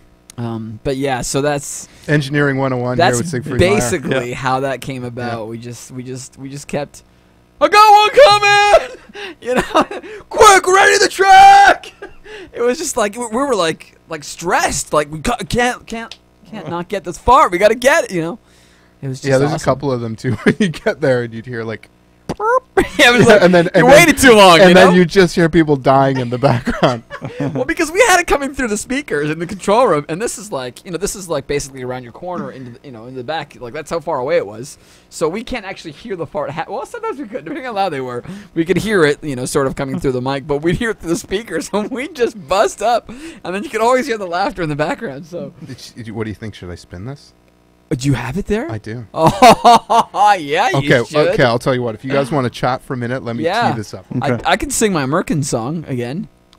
Would that be a good... Oh, you should totally sing the Merkin song. It's going to be like... It's going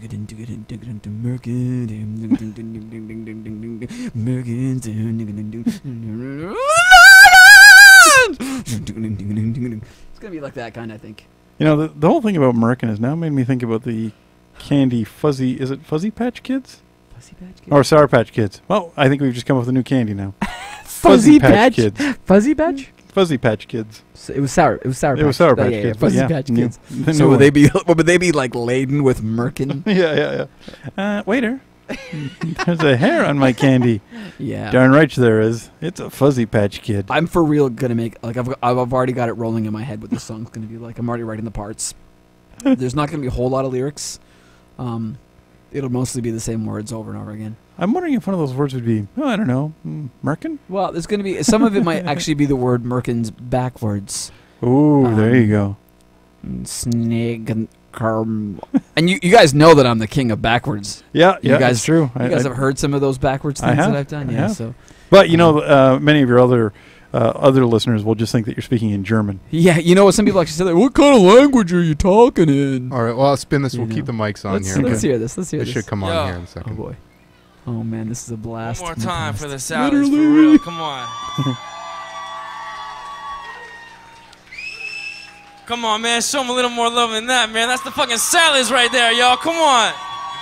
This was from one of their shows. I think it was Solid Gold. That's what I'm talking about, man. That's what I'm talking about. That's one of the best bands in TO right now. Y'all know. No, he's an Another MC. manager? All right, man. Y'all want to hear some, like, I don't know, it's some, not like, RB. rap It's music or Guha. some shit? It's not him? I'll No, just it's play Fritz some the rap Cat. music. Don't expect too much. I don't really know how to DJ. I just like to get drunk and play music that I like and hope you like it. So... Hey, some things Hey, never yo, change. also, I hate to say this, but I lost my wallet. Someone wants to buy me a Heineken, I would love it. All right, fuck it, get drunk, let's party, Here we fuck go. it. So, yeah. So this is how it started. He made the hooks and Fruity Loops with just normal music, which was awesome. I when we heard it, we're like, oh, shit, they're all those. See, white got.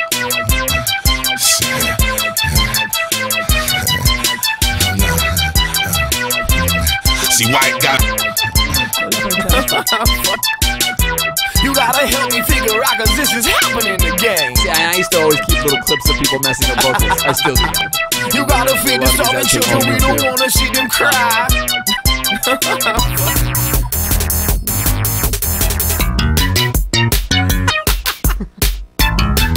Oh, Dave was great. We had a riot. Oh, I bet.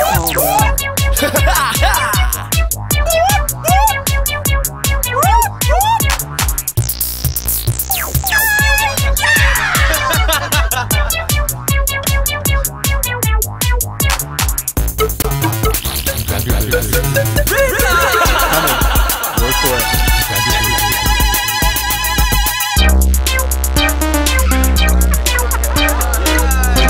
Awesome Nintendo video game ever. Oh, but it gets better. The sound should have made it. Oh yeah.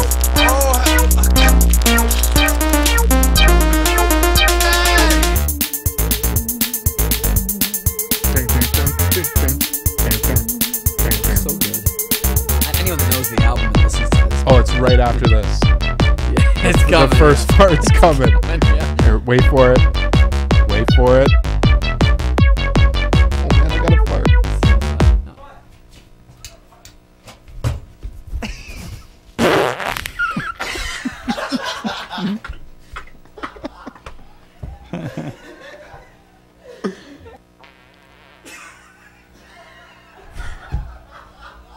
You can hear us busting up in the background. Quality programming here in the London Indie Underground.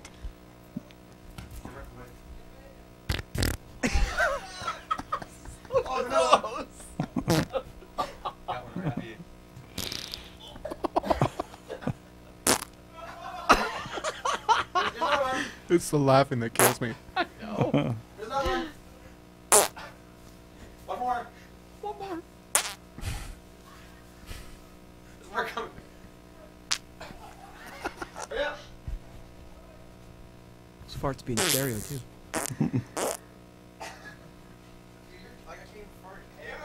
Ready? Alright, here we go. Oh.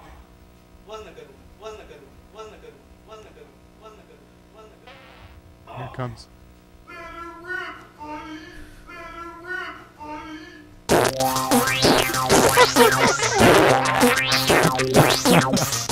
And those are all real farts. Yes, I know. I talked about this before. I've been wanting to play it.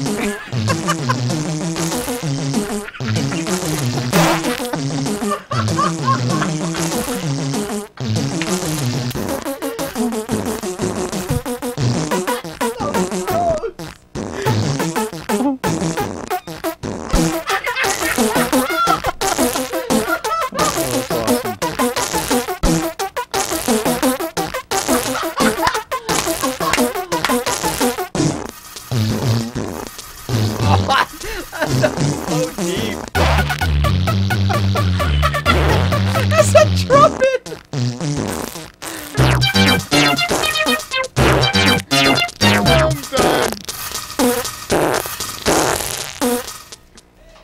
What? I think this is Dan's cameo. This is the one. What? Now?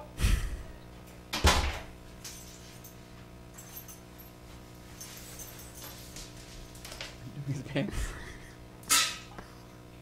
Oh, he's taking his I forgot about this. Sorry, Dan.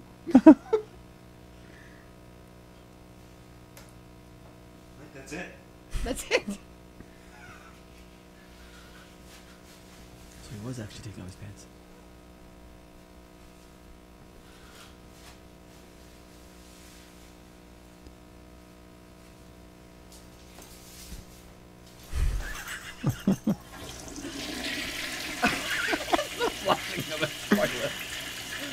Oh, that was gold.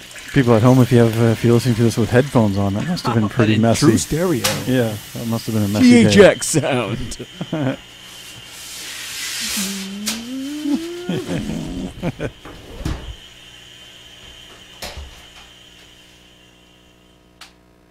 And that was the Salads with the fart montage. I really cannot imagine why All Music would say that that was not worth listening. I don't know why they don't play that live. Me neither. Me neither. Okay, Siggy. Whew. We've That was reached good. we've reached the end. When you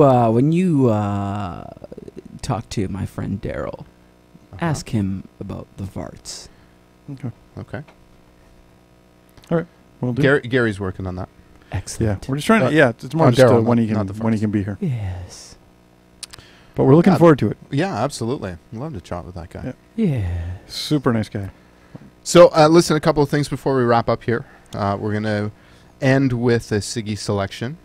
Before we do, I just want to take an opportunity to thank our sponsors. First and foremost, the Submission Academy Brazilian Jiu-Jitsu here in London, run rather. Jeez. We need a sponsorship in English. I think we do, yeah. Run by my good friends Steve and Jane Poulin. They're located at Dundas, right at Egerton. And they've been in business now, I think, for a year. And they've just signed, if I'm not mistaken, their 60th student. They also have a kids class. Their school is really blowing up right now and very accredited. They have an affiliation with Robert Drysdale based out of Las Vegas, who trains the likes of Forrest Griffin, Frank Mir, and a whole slew of other MMA fighters. And if you happen to be looking for an alternative form of exercise, not necessarily to use combat sports per se, but if you are looking to get involved in something different, something new and exciting, they do have a policy where they've got to make it fun, and they set personal goals with you based on what it is that you're looking to do. But apart from just learning a martial art, it really is an effective means to get yourself in shape. So if you happen to have some interest, these are the people that you want to see. Believe me. Jane, Steve's wife, is actually the silver medalist from the Pan Am Games this past year in California. So these people mean business, and they know what they're doing, and it's a very fun school. I have a couple of friends of mine who have gotten involved and can't say enough good things about it. So I want to thank them for all their contributions here. Steve's one of the first guys that if I need anything, he's here in a heartbeat. And we featured him on a previous podcast where he sat in. We look forward to having him back because he offers some great contributions as far as opinion and experience. Also, want to thank Full Color Cards, my buddy Scotty Finlayson. If you happen to be in the market for business cards, this is the guy that you want to go see. Worked at Advanced Image Works in Masonville for a number of years, decided to branch out onto his own, and did our cards up here for the London Indie Underground, which incidentally turned out fantastic. Siggy, help yourself if you'd like one. So get at him. Really good. Great dude, and I said it before, and I'll say it again. It's not necessarily about the product, although obviously you want to get a good product at a good deal. But when it's good people that you're dealing with, that can make your experience all that much better. And plus, hey, it's local. Yeah, that's true. You got to support local, right? Yep. It's very easy nowadays to outsource, and it seems that. You think you're getting a deal? Yeah. I can get a better deal there, but no, you're not really, and you're just screwing your own city. Sherford Brands Custom Screen Printing. If you can think it, they can ink it. That's me. Get at Gary Begner if you want to get some T-shirts done, even if they do say, ask me about my Merkin. This is the guy that you want to see. And as we mentioned earlier, J. Rhoda Photography now until the end of the year, $50 for promo shots, glamour shots. Glamour shots. Have you seen Napoleon Dynamite? Totally. Right. So Yeah. if you want to get some glamour shots done like that. Little more fluffier. Yeah, exactly. Fluffier around the A edges. little fluffier. He's got lenses. I mean, Yeah. he can do it. I'm gonna need some promo shots for this Merkin project. Really? That's right. So I should go there. Man, you got to see him. Yeah, man. Yeah. Come back here. Well, he's usually here. He's just got the night off, and we wish him well. I hope he's Yeah. doing better. I know his Feel back's better, a little- Jay. Back's a little tweaked. I hope he didn't hurt the beard. Oh, that's impossible. No, Can't you hurt never a beard know. like that. His beard's feelings could get hurt. I think it has its own. It has a life of its own some days. So, Siggy, pass me a jump drive. I did. We're gonna play a track from a band called Woods of Ypres. Right. And these are. You want to tell the story? Some dear friends of mine. I got hooked up about a year and a half ago with these guys to do an album, and we spent the good part of 2 weeks solid up at the studio making. And these guys were, a lot of people knew who they were. It's kind of an underground doom metal band, and yeah. We finished the record. It sounds fantastic. It was a great piece of work, and sadly, David Gold, the singer, passed away last. It's almost a year now. So So basically, right before the album was released, it was about a month before the album was released. Some tragic events unfolded, and he's no longer with us. But his music lives on, and it was a pretty fantastic record. Can you put it on this jump track? For sure some can. reason, my laptop is I sure can. not recognizing it. Merkin. Bear, Shurkin. bear with us here for a moment while we tee this up for you. Incidentally, I saw an article that I believe you shared regarding, is it this particular track? That was, excuse me, they Isn't it? proclaimed it one of the best, oh wait, here we go. Correct. Yeah, you're correct. One of the best metal songs of 2012, at Nice. least thus far. I think it was it album or was it song? I can't remember. It might have been. You know what? I got it up here. Oh, you got it. Okay. Yeah. Yeah. So. So we're gonna end with this track. Yes. So again, Siggy, thanks for coming. Thank you so Yeah, much thanks, for having Siggy. me. It's a Obviously pleasure the- as always. was Doors fun. open anytime you want to come. Thank you so much. If there's any promo that you want to do and new Yeah. tracks that you've got yeah, man. coming down the pipe, please feel free to send them in. We're more than happy to support you. Again. Thank you very much. Yeah. And as always, I'll make sure that I hook you up with any of the projects that I'm working on Yes, here. As thank far you as so much. mastering goes, I think that goes without saying. Absolutely. Just wanted to say, anybody who was like listening tonight, looking for a lot more music, apologies. Just we seem to get along very well when we're in this room. Yeah, no so question. we goof around a lot. So Well, I think we spun. we spun some music. Yeah. Normally we play a lot more, Are, but are we getting some feedback here? That no, you we're guys not should actually. I'm just shut thinking up? about it. That normally, like last time you were here, we played like so much music. We like did, it was we like did. song after song. So, Yeah. but we had a good time. But tonight was just I think we kinda actually went an goofier. hour longer last time too. we did. Yeah, it we was did. 11. So. Yeah, but it was a good night though. Yeah. And I was just saying that because I know a lot of people are looking for some new tunes, and we usually provide it. Right. Well, here's Yeah. a new tune that you might not have heard before. Exactly. So Give her- thanks for tuning in to the London Indie Underground. My name is Jimi James, broadcasting from the Vault Recording Studio. Tune in every Wednesday, 7 till 10, where you can check out our indie stream. We appreciate you sitting in for the night. Thank you very much. You have a good night. Later, This is- dudes and dudettes. Good night. This is, how do you pronounce it properly? Woods of Ypres. With Lightning and Snow on the London Indie Underground.